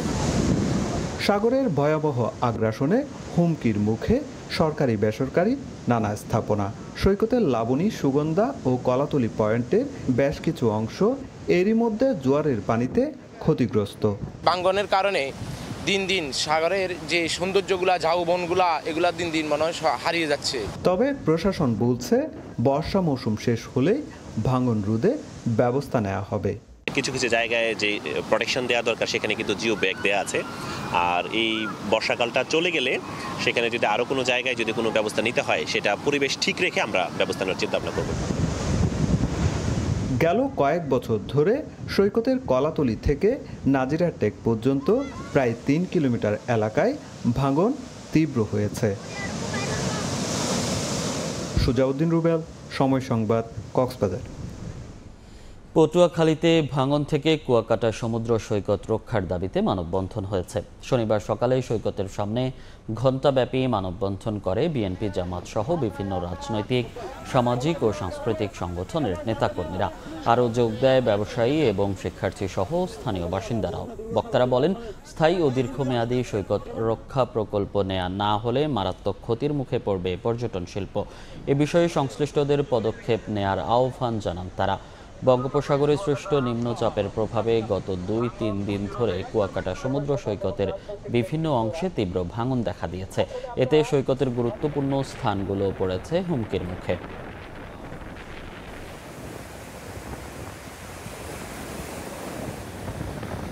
শুরু করতে পারেনি জামালপুর পল্লী উন্নয়ন একাডেমি। এতে ট্রেনিং সেন্টার পরিণত হয়েছে চারণভূমিতে। নষ্ট হচ্ছে বিভিন্ন যন্ত্রপাতি সহ অবকাঠামো। এজন্য জনবল সংকটকে দুষছে কর্তৃপক্ষ। জাহাঙ্গীর আলমের পাঠানো তথ্য, আবুল কালাম আজাদের ছবি নিয়ে রিপোর্ট। 2023 সালে জামালপুর শহর থেকে 12 কিলোমিটার দূরে মেলান্দহ উপজেলার মহিরামকুল এলাকায় নির্মাণ করা হয় পল্লী উন্নয়ন একাডেমি। এতে রয়েছে 10 তলা প্রশাসনিক ভবন, 6 তলা বিশিষ্ট 3টি হোস্টেল, 4 তলা ডরমিটরি ভবন, স্কুল ও মসজিদ। তবে নির্মাণের 2 বছরেও চালু হয়নি প্রতিষ্ঠানটির একাডেমিক কার্যক্রম। এখন পর্যন্ত জনবল হিসেবে নিয়োগ করা হয়েছে শুধু একজন মহাপরিচালক। অযত্নে নষ্ট হচ্ছে মূল্যবান যন্ত্রপাতি ও আসবাবপত্র। ট্রেনিং সেন্টার পরিণত হয়েছে চারণভূমিতে। দ্রুত লোকবল নিয়োগ করে ট্রেনিং কার্যক্রম চালুর দাবি এলাকাবাসীর। পল্লী উন্নয়নে মূলত কার্যক্রমগুলো ব্যাহত হচ্ছে, কারণ এখানে জনবল কম। খুবই দ্রুততার সাথে লোকবল নিয়োগ দেওয়ার মাধ্যমে এখানে কার্যক্রমটা আরও প্রসারিত হবে। 2 বছর ধরে চরম অব্যবস্থাপনার মধ্যে চলছে। এখান থেকে মানে সরকারের কোটি কোটি টাকার লস, এটা আসলে এক্সপেক্টেড না। ট্রেনিং সেন্টারগুলো জরাজীর্ণ অবস্থায় পড়ে আছে, কোটি কোটি সম্পদ নষ্ট হওয়ার উপক্রম হয়েছে। এটা যেন খুব শীঘ্রই বাস্তবায়ন হয়। কর্তৃপক্ষ বলছে আগামী মাসে নিয়োগ প্রক্রিয়া চালু হবে। জনবল নিয়োগের পর পুরোপুরি চালু হবে একাডেমির কার্যক্রম। প্রায় ৬০ জনের মতো এখানে জনবল নিয়োগ সম্পন্ন করা হবে। এই জনবল নিয়োগ সম্পন্ন করা হলে আমাদের এই অঞ্চলে আর্থসামাজিক উন্নয়নে যে একাডেমিটা প্রতিষ্ঠিত হয়েছে তার সুফল এই অঞ্চলের জনগণ ভোগ করবে। ৫০ একর জমির উপর জামালপুর পল্লী উন্নয়ন একাডেমি নির্মাণে ব্যয় হয়েছে ১৫৫ কোটি টাকা। সময় সংবাদ, জামালপুর। ভোরের সময় এই ছিল আমার কাছে। পরবর্তী সংবাদগুলো জানাতে সঙ্গে থাকবেন সহকর্মী কাজল আব্দুল্লাহ। ধন্যবাদ। ৩৯ বছর পর অন্তত ১৬৮ ধরনের সেবা এবং সেবা উপকরণে ২০ থেকে ৩০% হারে শুল্ক বাড়াতে যাচ্ছে চট্টগ্রাম বন্দর। অর্থ মন্ত্রণালয় থেকে অনুমোদন পাওয়ার পর বন্দর কর্তৃপক্ষ এখন আইন মন্ত্রণালয়ের সিদ্ধান্তের অপেক্ষায় রয়েছে। তবে বন্দরের এই সিদ্ধান্তে বিদেশি মেইন লাইন অপারেটরগুলো জাহাজ এবং কন্টেনার ভাড়া বাড়িয়ে দিতে পারে বলে শঙ্কায় ব্যবসায়ীরা। নূরজামাল আতিকের ক্যামেরায় বিস্তারিত জানাচ্ছেন কমল দে। অর্থ মন্ত্রণালয় থেকে জারি করা এক অনাপত্তি পত্রে চট্টগ্রাম বন্দরের পণ্য এবং জাহাজের ট্যারিফ বাড়ানোর প্রস্তাব অনুমোদন দেওয়া হয়। নৌ পরিবহন মন্ত্রণালয় থেকেই এই প্রস্তাবনা পাঠানো হয়েছিল কয়েক মাস আগেই। বন্দরের প্রস্তাবনা অনুযায়ী ১৬৮ রকম সেবার ট্যারিফ বাড়বে ২০ থেকে ৩০% হারে। শুধুমাত্র ৪ ধরনের সেবার ট্যারিফ অপরিবর্তিত রাখা হয়েছে। ৪০ বছর আগে প্রায় যে ট্যারিফ, এটা এতদিন পরে বৃদ্ধি পাচ্ছে, সুতরাং এটা সেই তুলনামূলকভাবে এত বেশি না। আর এটাকে যদি আপনি ওইভাবে হিসাব করেন, ভোক্তাদের উপরে এটা কোনো রকম এফেক্ট ফেলবে না। আগে বন্দরের একটি কন্টেনার স্টাফিং চার্জ ২.৭৩ মার্কিন ডলার থাকলো, এখন তা ৬.৪১ মার্কিন ডলার করা হচ্ছে। একইভাবে lift on lift off charge বাড়ছে $২.৫। বাড়ছে পোর্টের dues, piloting charge, berth hire, storage charge এবং বার্থিং আনবার্থিং চার্জও 30% শুল্ক বাড়াবে এবং এটা আমাদের জন্য প্রচুর একটা প্রেশার হবে। আমরা অলরেডি যে অবস্থায় ব্যবসা করে যাচ্ছি, আপনারা ব্যাংকের ইন্টারেস্ট রেট দেখেন, আপনারা সব খরচ দেখে আমরা কিন্তু অনেক প্রেশারের উপর আছি। একদিকে বন্দরের ট্যারিফ যেমন বাড়ছে, তেমনি ১ সেপ্টেম্বর থেকে ট্যারিফ বাড়ানোর ঘোষণা দিয়ে রেখেছে বেসরকারি অফডক মালিকদের সংগঠন বিগডা। আর এতেই অসন্তোষ বাড়ছে বন্দর ব্যবহারকারীদের মধ্যে। সবশেষ ১৯৮৬ সালে ট্যারিফ বাড়িয়েছিল চট্টগ্রাম বন্দর কর্তৃপক্ষ। কোনো কারণে যদি এই রেটটা বৃদ্ধি হয়, সেই রেটের কিন্তু এক ধরনের কুফল কিন্তু আমাদের আমদানিকারকদের উপর এবং রপ্তানিকারকদের উপরে এটা প্রতিষ্ঠিত হবে। বন্দর কর্তৃপক্ষ এই ধরনের অযাচিত সিদ্ধান্ত নেওয়ার সময় কিন্তু এখন নয়। এটা স্থগিত করে স্টেক হোল্ডারদের সাথে আলোচনা করে একটা যুক্তির সিদ্ধান্ত নেওয়া হলে ব্যবসায়ীরা স্বস্তি পাবে। অনুমোদিত প্রস্তাবনা অনুযায়ী ১০,০০০ জিএসটি পাইলট চার্জ ৮০০ মার্কিন ডলার এবং ২০,০০০ জিএসটি টাগবোট চার্জ ৩,৪৫৫ মার্কিন ডলার করা হচ্ছে। তবে বন্দরের ট্যারিফ কোনোভাবে ১০% বেশি না করতে আগে চিঠি দিয়েছিল শিপিং এজেন্ট। যদিও আমরা বাড়ানোর পক্ষে না, তারপর যেহেতু আমরা মতামত দিয়েছি, আমাদের রিটেন আমরা মতামত দিয়েছি মিনিস্ট্রিতে, এবং সেটা আপনার আমাদের 10 থেকে 12% আমরা একটু পর্যন্ত আমরা মনে করি যে এই পর্যায়ে যদি সরকার মনে করে সেটা সহনীয় পর্যায়ে হতে পারে। ২০২৪-২৫ অর্থ বছরে চট্টগ্রাম বন্দর ৩২,৯৬,০০০ কন্টেনার এবং ১৩ কোটি মেট্রিক টন কার্গো পণ্য হ্যান্ডেলিং করেছে। আর বছরে বন্দরের নিজস্ব আয়ের পরিমাণ ১,০০০ কোটি টাকার বেশি। কমল দে, সময় সংবাদ, চট্টগ্রাম। প্রেশরে ও ছুটিজনিত কারণে চিকিৎসক সংকটে নেত্রকোনার পূর্ব ধলা উপজেলা স্বাস্থ্য কমপ্লেক্স। ৩ লক্ষাধিক মানুষের ভোগান্তি লাঘবে নেই উদ্যোগ। সেবা প্রার্থীরা বাধ্য হয়ে ছুটছেন ময়মনসিংহ ও ঢাকায়। আলপনা বেগমের তথ্য, আবু সুফিয়ানের তোলা ছবিতে রিপোর্ট। হাসপাতালে উপচে পড়া ভিড়, শয্যা সংকটে রোগীদের জায়গা হয়েছে মেঝেতে। নেত্রকোনার পূর্বধলা উপজেলা স্বাস্থ্য কমপ্লেক্সে প্রতিদিন সরকারি স্বাস্থ্যসেবা নিতে আসেন শত শত রোগী। তবে জনবল সংকটে ব্যাহত হচ্ছে চিকিৎসা। ১৯ জন মেডিকেল অফিসারের মধ্যে কর্মরত মাত্র ৪ জন। এছাড়া ১ জন করে কর্মরত নিরাপত্তা কর্মী ও পরিচ্ছন্নতা কর্মী। রোগীরা জানান, সঠিক চিকিৎসা না পেয়ে ভোগান্তিতে আছেন তারা। রয়েছে ঔষধ সংকটও। বিছনা পাইতে ভিতরে জায়গা নোংরা জায়গার মধ্যে পড়ে রয়েছে, মাছি বইতেছে, অনেক কষ্টে আছে। ওয়ার্ড বয় নাই, নার্স নাই, ডাক্তার নাই, একটা মাত্র ডাক্তার। রোগী এখানে আসলে তারা বেশিরভাগ ট্রান্সফার করে দেয়। কর্তৃপক্ষ বলছে জনবল কম থাকলেও সাধ্যমতো স্বাস্থ্যসেবা দিয়ে যাচ্ছেন তারা। নতুন পদায়নের জন্য ঊর্ধ্বতন মহলে জানানো হয়েছে। আমাদের কাজের লোড অনেক বেশি, ঠিক আছে, ওই তুলনায় জনবল একদমই কম, ঠিক আছে, কিন্তু তারপরেও আমরা সর্বোচ্চ চেষ্টা করতেছি যে মানুষকে সেবা দিয়ে যাওয়ার জন্য। কর্তৃপক্ষের তথ্য মতে নেত্রকোনার পূর্বধলা উপজেলার স্বাস্থ্য কমপ্লেক্সে প্রতিদিন গড়ে প্রায় 1000 মানুষ স্বাস্থ্যসেবা নেন। সময় সংবাদ, নেত্রকোনা। মৌলভীবাজারের বড়লেখায় সীমান্ত দিয়ে 11 জনকে পুশিং করেছে বিএসএফ। বিজিবি জানায় শনিবার সকালে উপজেলার নিউ পাল্লার থল সীমান্তের মাথামোড়ল পান পঞ্জিকা নামক স্থানে অবস্থান করছিল নারী ও শিশুসহ 11 জনের একটি দল। সন্দেহ হওয়ায় তাদের আটক করে হেফাজতে নেয় বিজিবি। পরে জিজ্ঞাসাবাদে জানা যায় রাতের আধারে তাদেরকে পুশিং করেছে বিএসএফ। গত 6 মাস আগে অবৈধভাবে ভারতে অনুপ্রবেশ করেছিল তারা।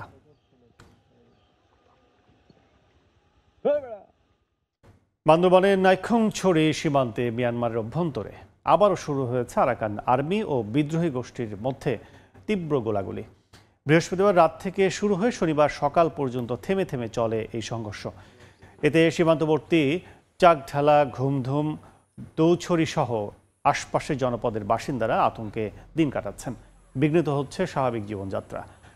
স্থানীয়রা জানায় মিয়ানমারের অভ্যন্তরে বিদ্রোহী সংগঠন আরাকান আর্মির সঙ্গে বিদ্রোহী গ্রুপগুলোর মধ্যে চলছে অভ্যন্তরীণ দ্বন্দ্ব। এর প্রভাব এসে পড়েছে বাংলাদেশের সীমান্ত এলাকায়। ঢলের ভয়ে আগাম জাতের আমন আবাদ শুরু করেছেন নেত্রকোনার পাহাড়ি অঞ্চলের কৃষকরা। এতে সংখ্যাহীনভাবে ফসল ঘরে তুলতে পারবেন তারা। পাশাপাশি দ্রুত আমন ওঠার পর একই জমিতে আবাদ করতে পারবেন অন্যান্য রবি শস্য। কৃষি বিভাগ বলছে রোপা আমনের স্বল্প জীবনকালীন জাতের ধান আবাদের ওপর জোর দেওয়া হয়েছে। আলপনা বেগমের তথ্য, আবু সুফিয়ানের তোলা ছবিতে রিপোর্ট। বিশাল মাঠ জুড়ে চাষাবাদের ধুম, আমন আবাদে ব্যস্ত কৃষক।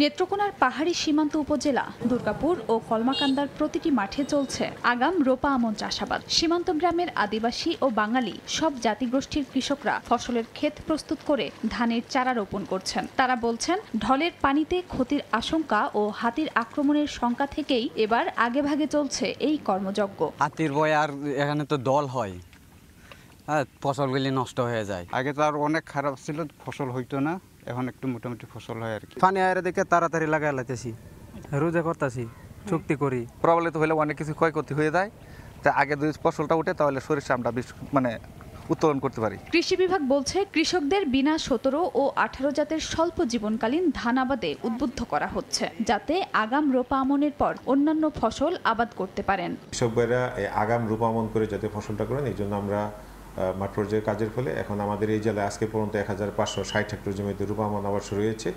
আমরা আশা করছি যে আমাদের জেলায় এবছর যে টার্গেটটা আছে সেটি আমাদের অর্জন করা সম্ভব হবে। কৃষি বিভাগের তথ্য মতে জেলায় এবার 1,35,900 হেক্টর জমিতে রোপা আমন আবাদের লক্ষ্যমাত্রা ধরা হয়েছে।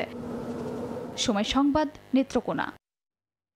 সিরাজগঞ্জে রবীন্দ্র বিশ্ববিদ্যালয়ের স্থায়ী ক্যাম্পাস নির্মাণের দাবিতে বিক্ষোভ হয়েছে। শনিবার সকালে শাহজাদপুর বিশ্ববিদ্যালয়টির একাডেমিক ভবন 3-এর সামনে অবস্থান নেন শিক্ষার্থীরা। এ সময় তারা কালো ব্যাজ ধারণ করে মানববন্ধন করেন। বক্তাদের অভিযোগ, দীর্ঘ 9 বছরেও স্থায়ী ক্যাম্পাস হয়নি। ভাড়া ভবনে কোনো রকমে একাডেমিক ও প্রশাসনিক কর্মকাণ্ড চললেও বিশ্ববিদ্যালয়ের সুবিধা পাচ্ছেন না শিক্ষার্থীরা। এজন্য স্থায়ী ক্যাম্পাস নির্মাণের দাবি জানান শিক্ষার্থীরা।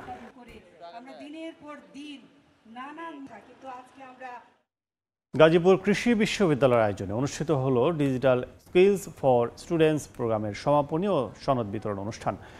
শনিবার দুপুরে বিশ্ববিদ্যালয়ের বেগম সুফিয়া কামাল অডিটোরিয়ামে অনুষ্ঠিত এই আয়োজনে সভাপতিত্ব করেন উপাচার্য প্রফেসর GKM মোস্তাফিজুর রহমান। প্রধান অতিথি ছিলেন প্রধান উপদেষ্টা কার্যালয়ের সচিব M সাইফুল্লাহ পান্না। 3 মাস মেয়াদী এই প্রশিক্ষণে অংশ নেয় দেশি বিদেশি প্রায় 5 শতাধিক শিক্ষার্থী। একাডেমিক শিক্ষার পাশাপাশি শিক্ষার্থীদের ডিজিটাল ও কম্পিউটার দক্ষতা বাড়াতে এই উদ্যোগ নেওয়া হয়। অনুষ্ঠানে মাইলস্টোন ট্র্যাজেডিতে নিহতদের স্মরণে করা হয় দোয়া। ধরে চলা রক্তক্ষয়ী সংঘর্ষের পর অবশেষে শান্তি আলোচনায় বসতে রাজি হয়েছে 2 দেশ। যুক্তরাষ্ট্রের প্রেসিডেন্ট ডোনাল্ড ট্রাম্পের মধ্যস্থতায় এই সিদ্ধান্ত নিয়েছে 2 দেশ। 3 দিনের এই সংঘাতে অন্তত 32 জন নিহত হয়েছেন। এদিকে সিএনএনের এক প্রতিবেদন অনুযায়ী সামরিক শক্তিতে কম্বোডিয়ার চেয়ে থাইল্যান্ড অনেক এগিয়ে। মার্কিন প্রেসিডেন্ট ডোনাল্ড ট্রাম্পের ঝুলিতে গেল আরও একটি শান্তি আলোচনার কৃতিত্ব। দক্ষিণ পূর্ব এশিয়ার সবচেয়ে উত্তপ্ত রণক্ষেত্র থাইল্যান্ড কম্বোডিয়ার বিরোধ নিরসনে কম্বোডিয়ার প্রধানমন্ত্রী হুন মানেত ও থাইল্যান্ডের অন্তর্বর্তী প্রধানমন্ত্রী ফুমথম উভয়ের সঙ্গে ফোনে কথা বলেন ট্রাম্প। সামাজিক মাধ্যমে তিনি জানান, থাইল্যান্ড আর কম্বোডিয়া দুই দেশই শান্তি আলোচনায় বসতে সম্মত হয়েছে। থাইল্যান্ডের অন্তর্বর্তী প্রধানমন্ত্রী ফুমথমও পাল্টা ধন্যবাদ জানিয়ে বলেন, যুদ্ধবিরতিতে সম্মত আছে, তবে সেটা বাস্তব কবে কিভাবে হবে তা স্পষ্ট নয়। যদিও ট্রাম্পের প্রস্তাবের আগে কম্বোডিয়ার যুদ্ধবিরতির প্রস্তাব ফিরিয়ে দিয়েছিল থাইল্যান্ড। জাতিসংঘে নিযুক্ত রাষ্ট্রদূতের মাধ্যমে ব্যাংককে শান্তির প্রস্তাব পাঠায় নমপেন, জানায় সংঘর্ষের কোনো মানে নেই, আলোচনার মাধ্যমেই সমাধান সম্ভব। এ প্রস্তাবের জবাবে থাইল্যান্ড সাফ জানিয়ে দেয়, কম্বোডিয়ার আন্তরিকতা প্রমাণ করলেই হবে শান্তির আলোচনা। যুক্তরাষ্ট্র ও আসিয়ান নেতৃত্বাধীন মালয়েশিয়া দুই দেশকে যুদ্ধবিরতির আহ্বান জানালেও থাইল্যান্ড জানায় তারা তৃতীয় পক্ষের মধ্যস্থতা চায় না। তবে কম্বোডিয়ার প্রধানমন্ত্রী আগেই আসিয়ান চেয়ার আনোয়ার ইব্রাহিমের কাছে হস্তক্ষেপের অনুরোধ জানিয়েছেন। আমি মালয়েশিয়ার পররাষ্ট্রমন্ত্রী মোহাম্মদ হাসানকে দুই দেশের পররাষ্ট্র মন্ত্রণালয়গুলোর সঙ্গে যোগাযোগ করতে বলেছি এবং সংঘর্ষ থামানোর জন্য আমি নিজেও তাদের সঙ্গে যোগাযোগ চালিয়ে যাব। এদিকে সিএনএনের এক প্রতিবেদন অনুযায়ী সামরিক শক্তিতে থাইল্যান্ড অনেক এগিয়ে। কম্বোডিয়ার চেয়ে সেনা সদস্য প্রায় 3 গুণ, আছে আধুনিক যুদ্ধবিমান F-16 ও গ্রিপেন। প্রতিবেদনে জানানো হয়, কম্বোডিয়ার বাহিনী তুলনামূলক দুর্বল, পুরানো সোভিয়েত ট্যাঙ্ক আর চীনের ওপর নির্ভরশীল। প্রতিবেদনে বিশ্লেষকরা জানান, থাইল্যান্ড ঐতিহাসিকভাবে যুক্তরাষ্ট্র ঘনিষ্ঠ, আর কম্বোডিয়া এখন চীনের ঘনিষ্ঠ মিত্র। মালিহা সুহরওয়ার্দী, সময় সংবাদ। যুদ্ধে ইরানের শহীদদের রক্ত বৃথা যাবে না বলে হুঁশিয়ারি দিয়েছেন দেশটির সর্বোচ্চ ধর্মীয় নেতা আয়াতুল্লাহ আলী খামেনি। জানান, যুদ্ধের ক্ষয়ক্ষতি সত্ত্বেও আরও দৃঢ় পদক্ষেপে এগিয়ে যাবে দেশের সামরিক ও বৈজ্ঞানিক অগ্রগতি। এর মধ্যে ইরানি প্রেসিডেন্ট মাসুদ পেজেশকিয়ান প্রতিবেশীদের সঙ্গে কূটনৈতিক সম্পর্ক জোরদারের আহ্বান জানিয়েছেন। আর পররাষ্ট্রমন্ত্রী আব্বাস আরাকচি দাবি করেছেন, যুদ্ধে 120টির বেশি দেশ ইরানের পাশে দাঁড়িয়েছে, যা বৈধ আত্মরক্ষার স্বীকৃতি। ইসরায়েলের সাম্প্রতিক আগ্রাসনে ইরানের জ্যেষ্ঠ কমান্ডার ও পরমাণু বিজ্ঞানীদের শহীদ হওয়াকে অপূরণীয় ক্ষতি বলে বর্ণনা করেছেন দেশটির সর্বোচ্চ নেতা আয়াতুল্লাহ আলী খামেনি। তবে তিনি হুঁশিয়ারি দিয়ে বলেন, এই ক্ষয়ক্ষতি জাতীয় প্রতিরোধের মনোবলে পরিণত হবে। খামেনি জানান, শত্রুপক্ষের যে কোনো ধরনের পদক্ষেপ উল্টো প্রতিক্রিয়া আনবে। তিনি আরও জানান, সামরিক ও বৈজ্ঞানিক গতিপথ এখন আরও বেগবান হবে।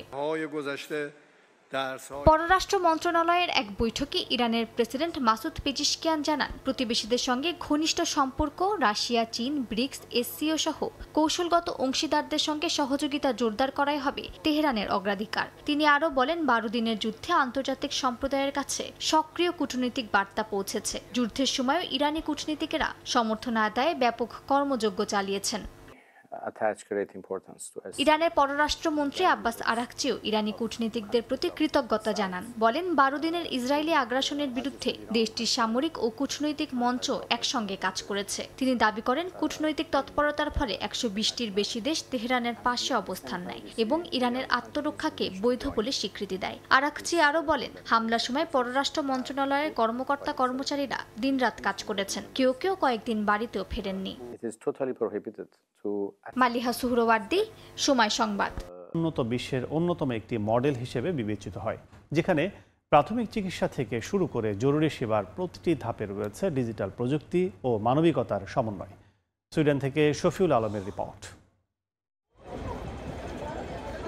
সুইডেনে প্রাথমিক চিকিৎসা থেকে শুরু করে জরুরি সেবা সহ প্রতিটি ধাপে আছে সুসংগঠিত এবং প্রযুক্তির সমন্বয়। সাধারণত চিকিৎসার জন্য প্রত্যেক নাগরিক নিজেদের অঞ্চলে স্থানীয় চিকিৎসা কেন্দ্রে নিবন্ধন করেন। চিকিৎসা নিতে ফোনে বা অনলাইনে একজন নার্সের সঙ্গে যোগাযোগ করা হয়। তিনি রোগের ধরন দেখে ডাক্তারের সঙ্গে যোগাযোগ করেন। এরপর সিদ্ধান্ত নেওয়া হয় যে এই রোগীকে বিশেষজ্ঞের কাছে পাঠানো হবে নাকি জরুরি বিভাগে। সুইডেনের স্বাস্থ্যসেবা পুরোপুরি একটি নিয়মের মধ্য দিয়ে পরিচালিত হয়। একজন রোগী যেখানে যান না কেন তার মেডিকেল হিস্টরি, প্রেসক্রিপশন এমনকি ল্যাব রিপোর্টও একই প্ল্যাটফর্মে সংরক্ষিত থাকে। প্রয়োজনে সরাসরি ইমার্জেন্সিতে যাওয়া ছাড়াও নির্দিষ্ট নাম্বারে কল করে অতি জরুরি চিকিৎসার প্রয়োজনে অ্যাম্বুলেন্স এবং এয়ার অ্যাম্বুলেন্সের সাহায্য নেওয়ার সুযোগ রয়েছে দেশটিতে। এখানে রোগী সরাসরি রিসেপশনে আসতে পারেন, রোগী টেলিফোন করে নার্সের সাথে কথা বলতে পারে, অথবা চ্যাট অপশনের মাধ্যমেও নার্সের সাথে যোগাযোগ করে তার উপসর্গগুলো জানাতে পারে।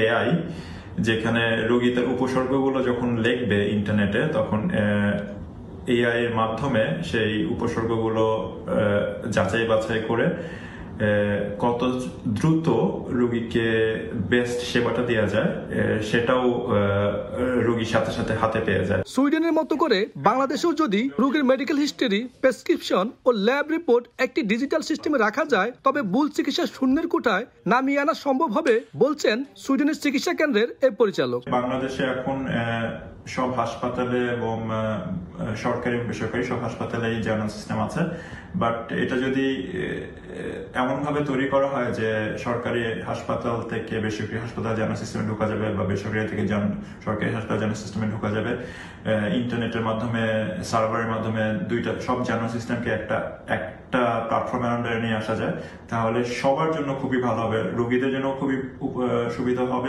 সুইডেনের স্বাস্থ্য খাতে কৃত্রিম বুদ্ধিমত্তা বা এআই এর ব্যবহারও দিন দিন বাড়ছে। চ্যাটবট এবং এআই অ্যানালাইসিসের মাধ্যমে রোগ নির্ণয়ের প্রাথমিক কাজগুলো সহজ করে দিচ্ছে প্রযুক্তি। শফিউল আলম, সময় সংবাদ, সুইডেন। ইতালির ইতিহাসে প্রথম নারী প্রধানমন্ত্রী জর্জা মেলোনি। যুদ্ধ পরবর্তী ৮০ বছরে ৬৯ বার সরকার পরিবর্তনের দেশটিতে টানা ১০০০ দিনেরও বেশি সময় ধরে ক্ষমতায় তিনি।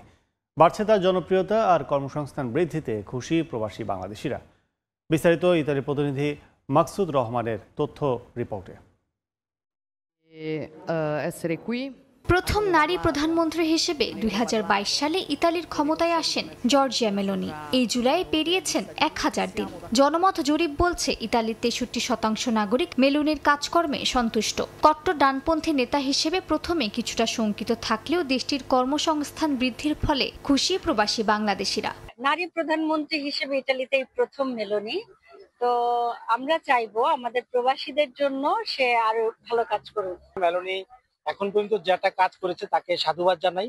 তবে আমাদের ইতালি প্রবাসী যারা আছেন, প্রবাসীদের সুযোগ সুবিধা বৃদ্ধির জন্য এবং আরো অন্যান্য অনেক কিছু যেখানে কঠোরতা আছে সেখানে আরো একটু নরমাল করে দেওয়ার জন্য তার কাছে আমরা আন্তরিকভাবে একটা আবেদন করছি। মেলোনি কট্টর ডানপন্থী হলেও তার সময় দেশটিতে ১০ লক্ষাধিক মানুষের কর্মসংস্থান হয়েছে। অর্থনীতি চাঙ্গা, বাজারে বেড়েছে সুযোগ। তবে বিচার বিভাগে হস্তক্ষেপ আর দ্রব্যমূল্যের ঊর্ধ্বগতিতে অসন্তুষ্ট সাধারণ মানুষ। ইতালির অর্থনীতিতে প্রবাসী বাংলাদেশিদের রয়েছে অসামান্য অবদান। মেলোনি সরকারের কঠোর মনোভাবের শিকার হচ্ছেন অনেক বিদেশি। তারপরও ইতালীয় সরকারের প্রতি প্রবাসী বাংলাদেশিদের দাবি, আগামী দিনগুলোতে বাংলাদেশি প্রবাসী ব্যবসায়ীদের জন্য সুযোগ সুবিধা বৃদ্ধি করা এবং বাংলাদেশ থেকে আরও বেশি সংখ্যক শ্রমিক ইতালিতে প্রবেশের সুযোগ দেয়া। মালিহা সুহরওয়ার্দী, সময় সংবাদ, ইতালি। প্রকাশ করা হলো এশিয়া কাপ সূচি। সংযুক্ত আরব আমিরাতে অনুষ্ঠিত হবে এশিয়ার ক্রিকেট শ্রেষ্ঠত্বের আসর। ৯ সেপ্টেম্বর মাঠে গড়াবে টুর্নামেন্ট, ফাইনাল হবে ২৮ সেপ্টেম্বর। সামাজিক মাধ্যম এক্সে বিষয়টি জানিয়েছেন এসএসসি সভাপতি মহসিন নাকভি। একই গ্রুপে আছে ভারত পাকিস্তান। ১৪ সেপ্টেম্বর প্রথম ম্যাচে মুখোমুখি হবে দুই চির প্রতিদ্বন্দ্বী। আসরে সর্বোচ্চ ৩ বার মুখোমুখি হওয়ার সম্ভাবনা আছে দুই বৈরী প্রতিপক্ষের। ঢাকা এশিয়ান ক্রিকেট কাউন্সিলের এজিএম আয়োজন নিয়ে কম জলঘোলা করেনি বিসিসিআই। শেষ পর্যন্ত আমিনুল ইসলাম বুলবুলের ক্রিকেট কূটনীতি আর মহসিন নাকভির অনমনীয় মনোভাবের সামনে নতি স্বীকার করে পরাক্রমশালী ভারত ক্রিকেট বোর্ড। সফলভাবে শেষ হয় এসএসসির সভা, কেটে যায় এশিয়া কাপ আয়োজন নিয়ে শঙ্কা। চলতি মাসের শুরুতেই ভারতের গণমাধ্যমে খবর আসে এশিয়া কাপ শুরুর সম্ভাব্য দিনক্ষণ নিয়ে। যদিও এসএসসির সভার পর সেখানে এসেছে পরিবর্তন। এশিয়ান ক্রিকেট কাউন্সিলের সভাপতি মহসিন নাকভি সামাজিক মাধ্যম এক্সে জানিয়েছেন টুর্নামেন্ট শুরুর দিনক্ষণ আগামী ৯ সেপ্টেম্বর মাঠে গড়াবে এশিয়া কাপ। ফাইনাল হবে একই মাসের শেষ রোববার ২৮ তারিখ। ভারত পাকিস্তান রাজনৈতিক অস্থিরতার কারণে প্রত্যাশিতভাবেই এবারের আসর হবে সংযুক্ত আরব আমিরাতে। টুর্নামেন্টের ফরম্যাটও চূড়ান্ত।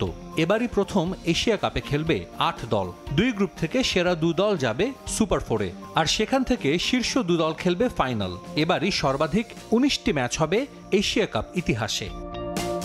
ভারত পাকিস্তান এবারও থাকছে একই গ্রুপে। এশিয়া কাপের মূল আকর্ষণই এই 2 বৈরী প্রতিপক্ষের লড়াই, যা দেখার জন্য মুখিয়ে থাকেন বিশ্বের কোটি ক্রিকেট প্রেমী। পেহেলগামে সন্ত্রাসী হামলার পর ভারতের সাবেক ক্রিকেটাররা পাকিস্তানের সঙ্গে ক্রিকেটীয় সম্পর্ক ছিন্নের কথা বললেও সে পথে হাঁটছে না বিসিসিআই, যার অন্যতম কারণ স্পন্সরশিপ। এশিয়া কাপে মোটা অঙ্কের অর্থে স্পন্সরশিপ বিক্রি করে এসিসি, যার বড় একটা অংশ যায় বিসিসিআই এর পকেটে। লাভবান হয় অন্য সদস্য দেশগুলো। এ কারণেই অতীতের মতো এবারও একই গ্রুপে থাকবে এই 2 দল। ফাইনাল নিশ্চিত করলে সুযোগ থাকবে এক আসরে 3টি ভারত পাকিস্তান দ্বৈরথ দেখার। সবশেষ 2022-এ সংযুক্ত আরব আমিরাতে অনুষ্ঠিত হয়েছিল এশিয়া কাপ। সে আসর হয়েছিল 2 ভেন্যু, দুবাই ও শারজায়। এবারও ফাইনাল সহ বিগ ম্যাচগুলো হবে দুবাইয়ে। 2018 সালের পর আবারও এশিয়া কাপ ফিরবে আবুধাবির শেখ জায়েদ স্টেডিয়ামে। সাজিদ মুস্তাহিদ, সময় সংবাদ। এদিকে এশিয়া কাপ সামনে রেখে আগস্টের প্রথম সপ্তাহে ক্যাম্প শুরু করবে বাংলাদেশ। যোগ দেবেন নতুন পাওয়ার হিটিং কোচ, জানিয়েছেন বিসিবির cricket operations chairman Nazmul Abedin Fahim. প্রাথমিকভাবে ঢাকাতে হলেও মূল ক্যাম্প হবে ঢাকার বাইরে। এদিকে নির্বাচক প্যানেলে নতুন একজনকে যুক্ত করা হবে বলে জানিয়েছেন বিসিবির সভাপতি আমিনুল ইসলাম বুলবুল। পরপর 2 সিরিজে র্যাঙ্কিংয়ের উপরের সারির দল শ্রীলঙ্কা পাকিস্তানকে হারিয়ে স্বস্তির সুবাতাস ক্রিকেট বোর্ডে। টানা খেলার ধকল কাটিয়ে ছুটিতে ক্রিকেটাররা সময় কাটাচ্ছেন পরিবারের সঙ্গে। তবে ব্যস্ততার কমতি নেই বোর্ড কর্তাদের। ভারত সিরিজ বাতিল করে বিপাকে ফেলেছে বিসিবিকে। নতুন করে খুঁজতে হচ্ছে টাইগারদের প্রতিপক্ষ। সঙ্গে এশিয়া কাপ সামনে রেখে শক্তিশালী করে সাজাতে চাইছে ক্রিকেট বোর্ড। জুলিয়ান উডকে দেখা যেতে পারে টাইগারদের পাওয়ার হিটিং গুরু হিসেবে। 10-12 দিনের মধ্যেই পুরো কোচ বা অন্যরা যারা আছেন তারা চলে আসবে, প্লেয়াররাও, এবং একসাথে ক্যাম্প যখন শুরু হবে তখন সবাই থাকবে। একজন পাওয়ার হিটিং কোচের ব্যাপারে আমরা আগ্রহী। আমরা আশা করছি যে একজন পাওয়ার হিটিং কোচ এই ক্যাম্পে আমাদের সাথে সংযুক্ত থাকবে। আন্তর্জাতিক সিরিজ খেলার আগে স্কিল ট্রেনিংয়ে সময় দিবে টিম টাইগার্স। আগস্টের প্রথম সপ্তাহে শুরু হবে ক্যাম্প। চিন্তার কারণ বর্ষা, তাই বিকল্প ভাবনাও আছে বোর্ডের। বিদেশের মাটিতে ক্যাম্প আয়োজন করার সুযোগ খুঁজছে বিসিবি। ভারত যেহেতু আসছে না, আমাদের হাতে একটু সময় এখন বেড়ে গেছে। আমরা এই প্রস্তুতি ক্যাম্পটাকে একটু হয়তো বড় করব এবং এক্সক্লুসিভ করার চেষ্টা করব। ভালো হয় আমরা যদি বাইরে, যেখানে কোনো বৃষ্টি বাদল হবে না, ভালো একটা উইকেট এবং ভালো একটা দল সেরকম যদি পাই, সেটা সবচেয়ে বেস্ট হবে। কিন্তু সেটাই আমরা যে পাবো তার কোনো নিশ্চয়তা নেই। আমার দেশে যদি আমরা ক্যাম্প করি, আমরা হয়তো প্রাথমিক ক্যাম্পটা হয়তো মিরপুরে হবে, কিন্তু এর বাইরে হয়তো আমরা হয় চিটাগাং কিংবা সিলেটে চলে যাব। নির্বাচক প্যানেলে যুক্ত হচ্ছে নতুন মুখ, সেটা নির্ধারণ করবে বোর্ড সভাপতি আর ক্রিক অপস চেয়ারম্যান। সঙ্গে যুক্ত হবে জাতীয় দলের নির্বাচনী নীতিমালা। সিলেকশন প্রসেস একটা থাকা উচিত, তারপরে প্লেয়ারদের খেলার সুযোগ দেওয়ার একটা প্রসেস থাকা উচিত। সেই প্রসেস, সেই ফ্রেমওয়ার্কের মাধ্যমেই তাদের পারফরমেন্স করতে হবে। কেননা ওইটা যদি না থাকে তাহলে দিক বিদিক we will lose our direction. আরও সিলেক্টরকে আমরা নিচ্ছি আমাদের সিনিয়র টিমের জন্য। ওখানে মহিলা উইংয়ের জন্য আমরা হয়তো মহিলা সিলেক্টর ইনক্লুড করব। এশিয়া কাপের পর সংযুক্ত আরব আমিরাতে আফগানিস্তানের বিপক্ষে সিরিজ আয়োজনের ব্যাপারে 2 বোর্ডের আলোচনা চলমান বলেও জানান তিনি। তারেক হাসান শিমুল, সময় সংবাদ, ঢাকা। ক্রিকেট কাউন্সিলের বার্ষিক সাধারণ সভা আয়োজনের জন্য বিসিবির সভাপতি আমিনুল ইসলাম বুলবুলকে প্রশংসায় ভাসিয়েছেন পাকিস্তান ক্রিকেট বোর্ডের সাবেক চেয়ারম্যান রমিজ রাজা। তার মতে এশিয়া অঞ্চলের ক্রিকেটের জন্য এশিয়া কাপ খুব জরুরি। রাজনীতির ঊর্ধ্বে গিয়ে এই ইভেন্টের ধারাবাহিকতা বজায় রাখতে হবে। ভারতের বাগড়ায় আয়োজন নিয়েছিল নানা শঙ্কা, তবে শেষ পর্যন্ত ঢাকাতেই সফলভাবে অনুষ্ঠিত হয়েছে এশিয়ান ক্রিকেট কাউন্সিলের বার্ষিক সাধারণ সভা। সরাসরি কিংবা ভার্চুয়ালি যোগ দিয়েছে প্রতিটি সদস্য বোর্ড। বুলবুলের মাস্টার প্ল্যানে হয়েছে অসাধ্য সাধন। বিসিবি বস প্রশংসা কুড়াচ্ছেন সবার কাছ থেকে। Big thank you to Aminul Islam Bulbul for that. Asia অঞ্চলের প্রতিটি সদস্য বোর্ডের জন্য এই টুর্নামেন্ট মাঠে গড়ানো খুব গুরুত্বপূর্ণ। আমরা শুধু এশিয়াতে নয়, ক্রিকেট বিশ্বেই শক্তিশালী, তাই এই টুর্নামেন্টের ধারাবাহিকতা রাখা উচিত। The Asian part of cricket. ICC event কিংবা এশিয়ান টুর্নামেন্ট, ভারত পাকিস্তান রাজনৈতিক বৈরী সম্পর্ক বাধা হয়ে দাঁড়ায় ক্রিকেটেও। সবশেষ দুদেশের সংঘাতে যা হয়েছে আরও ভয়াবহ। এতে প্রতিবারই বিড়ম্বনায় পড়তে হয় অন্য দেশগুলোকে। রমিজের মতে এ সমস্যা ঠিক করতে হলে এগিয়ে আসতে হবে দুদেশের সরকারকে। I've got no idea. I mean, the political situation. আসলে রাজনৈতিক বিষয়গুলো আমার কাছে দুর্বোধ্য, তাই কিছু বলা কঠিন। আমার মনে হয় ভারত পাকিস্তানের মধ্যে যদি কোনো সম্পর্ক হয় সেটা হবে সরকারি পর্যায়ে। আমার ধারণা এটা ক্রিকেটের সীমানা ছাড়িয়ে গেছে। Beyond cricket in a way. Cricket বিশ্বে ওপেন সিক্রেট, আইসিসি থেকে বাড়তি সুবিধা পায় ভারত। বিত্তশালী বিসিসিআই চাইলেই পরিবর্তন হয়ে যায় অনেক কিছু।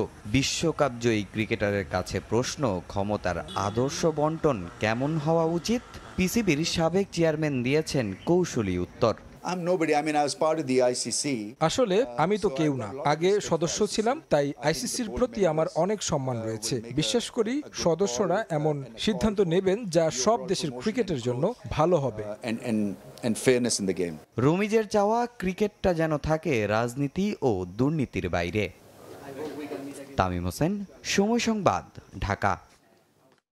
জাতীয় দল ও প্রথম শ্রেণীতে খেলা সাবেক ক্রিকেটারদের নিয়ে শুরু হয়েছে বিসিবি দুদিন ব্যাপী ম্যাচ রেফারিং কর্মশালা, যার মাধ্যমে নতুন ম্যাচ রেফারি পাওয়ার আশা বিসিবির, জানিয়েছেন বোর্ড সভাপতি আমিনুল ইসলাম বুলবুল।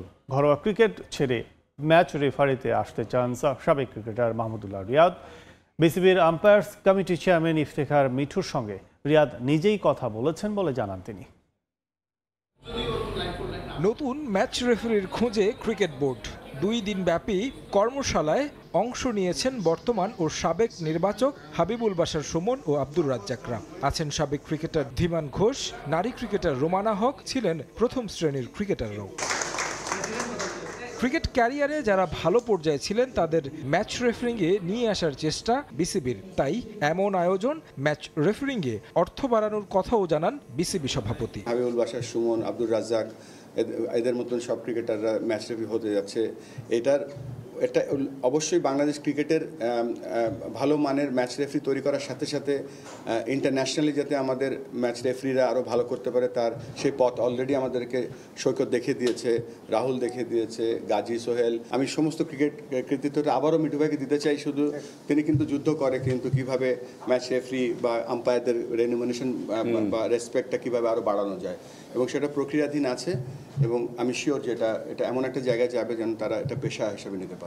এমন আয়োজনে খুশি সাবেকরা। তাদের মতে এর মাধ্যমে ম্যাচ রেফারিংয়ে আরও উন্নতি করবে বাংলাদেশ, যারা বাংলাদেশকে প্রতিনিধিত্ব করতে পারবে বিশ্বমঞ্চেও। আমাদের আসলে কয়েকজন ছাড়া তো কোয়ালিফাইড ম্যাচ রেফারি নাই বাংলাদেশে, আর এখন যারা বেসিক্যালি আসতেছে তাদের ক্রিকেট ব্যাকগ্রাউন্ডও অনেক হিউজ।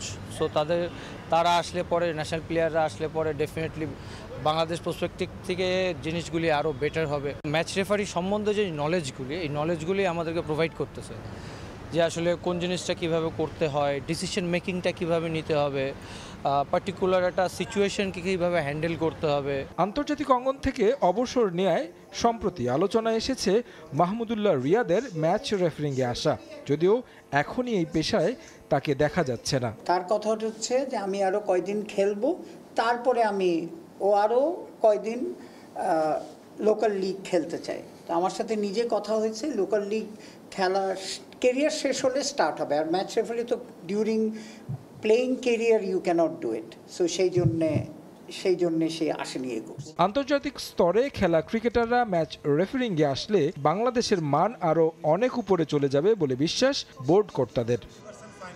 তারেক হোসেন শিমুল, সময় সংবাদ, ঢাকা। অবশেষে শুরু হলো যুব হকি বিশ্বকাপের প্রস্তুতি ক্যাম্প। 45 খেলোয়াড় নিয়ে বিশ্বকাপের প্রস্তুতি নেবে প্রথমবারের মতো আসরে জায়গা করে নেয় বাংলাদেশ। 1 সেপ্টেম্বর থেকে যোগ দেবেন নতুন নিয়োগ পাওয়া ডাচ কোচ সিগফ্রাইড একম্যান। এর আগে ক্যাম্প সামলাবেন 2 দেশি কোচ। যুব বিশ্বকাপের প্রস্তুতির জন্য এশিয়া ইউরোপের দলের সঙ্গে একাধিক প্রস্তুতি ম্যাচ খেলবে বাংলাদেশের যুব হকি দল। একটা সময় হকিতে আধিপত্য ছিল পুরান ঢাকার ক্লাব ও খেলোয়াড়দের, তবে এখন সেই জায়গাটা দখলে নিয়েছে বাংলাদেশ ক্রীড়া শিক্ষা প্রতিষ্ঠান। হকির যুব বিশ্বকাপের জন্য ডাক পাওয়া ৪৫ খেলোয়াড়ের মধ্যে ৪৪ জনই বিকেএসপির সাবেক ও বর্তমান শিক্ষার্থী। তবে সেখানেই ব্যতিক্রম নাজমুস সাবিত, পুরান ঢাকার একমাত্র প্রতিনিধি হিসেবে যুব বিশ্বকাপের ক্যাম্পে এই হকি খেলোয়াড়। জুনে শুরু হওয়ার কথা থাকলেও জুলাইয়ের শেষে এসে ক্যাম্প শুরু করেছে ফেডারেশন। প্রথমবারের মতো যুব বিশ্বকাপ খেলতে যাওয়া আমিরুল রকিদের প্রস্তুতির জন্য ৪ মাসের ক্যাম্প কি যথেষ্ট? প্রশ্ন থেকেই যায়। তবে দেরিতে ক্যাম্প শুরু করলেও ইউরোপ ও এশিয়ার দেশের সঙ্গে প্রস্তুতি ম্যাচ খেলেই বিশ্বকাপের মঞ্চে যেতে চায় বাংলাদেশ। টিমটা বাইরে গিয়ে কোথাও প্র্যাকটিস ম্যাচ যেন খেলতে পারে। আমরা 2টা জায়গায় চেষ্টা করতেছি, একটা হলো এশিয়ার মধ্যে, একটা প্রথম প্র্যাকটিস ম্যাচ, একটা ইউরোপে। কেন আমরা ইউরোপে যদি না খেলতে পারি বা ইউরোপিয়ান টিমের সাথে না খেলতে পারি, ওদের খেলার ধাঁচ, ওদের চিন্তা ভাবনা আমাদের প্লেয়ারদের মধ্যে ঢুকাইতে হবে। কোচটা খালি বুঝলে হবে না, প্লেয়ারদেরকে বুঝতে হবে কি তার অপোনেন্টটা কী জিনিস। বিশ্বকাপ ক্যাম্পের জন্য 4 থেকে 5 কোটি টাকা প্রয়োজন ফেডারেশনের, যার জন্য ক্রীড়া মন্ত্রণালয়ের সাহায্য চেয়েছে তারা। এছাড়া যুব বিশ্বকাপের জন্য নিয়োগ দেওয়া হয়েছে ডাচ কোচ সিগফ্রাইড আকম্যানকে। আগস্টে ফেডারেশনের সঙ্গে চুক্তি করবেন তিনি, সেপ্টেম্বরে ধরবেন দলের হাল। তার আগে ক্যাম্প চালাবেন সহকারী কোচরা। আমাদের 3 জন একটা কোচিং স্টাফ, একজন হলেন বিদেশি কোচ, আপনারা অনেকে ওনার নাম হয়তো আগে শুনছেন। ওনার নাম হলো আইকম্যান, সিগফ্রিড আইকম্যান। উনি জাপানের টিমেও কোচ করে জাপানকে উপরে উনি উঠাইছেন, অনেক বছর ছিলেন ওখানে। উনি ওমানের কোচ ছিলেন, উনি পাকিস্তানে কোচিং করছেন। বিকেএসপিতে একটা সবসময় প্ল্যান থাকে যে আমরা ফিটনেস লেভেলটা 3200, কুপার টেস্টে 3200 একটা লেভেল, ওই ধরে আমরা কাজ করি।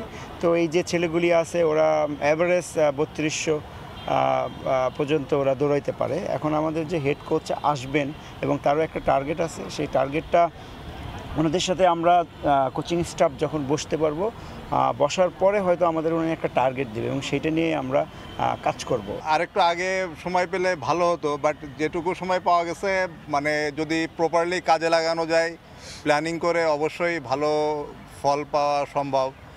সেই ক্ষেত্রে মানে প্র্যাকটিস ম্যাচ খেলার বিকল্প নাই। 28 নভেম্বর থেকে 10 ডিসেম্বর ভারতে বসবে যুব বিশ্বকাপের আসর। সেখানে বাংলাদেশের প্রতিপক্ষ ফ্রান্স, অস্ট্রেলিয়া ও দক্ষিণ কোরিয়ার মতো শক্তিশালী দল।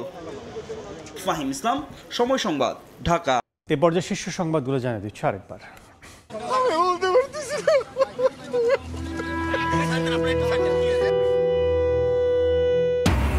মাইলস্টোন ট্র্যাজেডিতে বাড়ছে প্রাণহানি, শিক্ষার্থী জারিফ সহ আরও 2 জনের মৃত্যু। ছাড়পত্র পেয়ে বাসায় ফিরল 2 শিশু। বার্ন ইনস্টিটিউট পরিদর্শন করলেন প্রধান উপদেষ্টা। রাজধানী গুলশানের সাবেক এমপির বাসায় চাঁদাবাজির অভিযোগে বৈষম্য বিরোধী ছাত্র আন্দোলন ও গণতান্ত্রিক ছাত্র সংসদের 5 নেতাকর্মী গ্রেফতার, সংগঠন থেকে বহিষ্কার। মানুষ যদি চলাফেরাই না করতে পারতো, ফুটপাতের দোকান ব্যবসা করার জন্য তাহলে মার্কেট ভাড়া করুক। অ্যাবনর্মালিটি বাংলাদেশে এখন নর্মালিটি হয়ে গেছে। রাজধানী ফুটপাতে দোকান নেই, হাঁটার জায়গা, ঝুঁকি নিয়ে রাস্তার মধ্য দিয়ে চলছেন পথচারীরা। সমন্বয়হীন নগর পরিকল্পনাকে দুষছেন বিশেষজ্ঞ। হকার পুনর্বাসনের লক্ষ্য সিটি কর্পোরেশনের। যেখানে 15 মিনিটের পথ সেখানে 2 ঘন্টাও লেগে যাচ্ছে। আরো বেশি লাগে, লঞ্চ আছে। পুরান ঢাকায় সরু রাস্তাঘাট আর যানজটে অতিষ্ঠ নগর জীবন। অসহনীয় হওয়ায় ধস নেমেছে সদরঘাটের লঞ্চ ব্যবসায়। যাত্রী ওঠা নামায় আলাদা টার্মিনালের পরামর্শ। এবং যুক্তরাষ্ট্রের বাড়তি 35% শুল্ক আরোপে নেতিবাচক প্রভাব পড়বে বাংলাদেশের জিডিপিতে। পূর্বাভাস এডিবি ও অ্যান্ড স্পির। রাজনৈতিক স্থিতিশীলতা বাড়াবে প্রবৃদ্ধির গতি।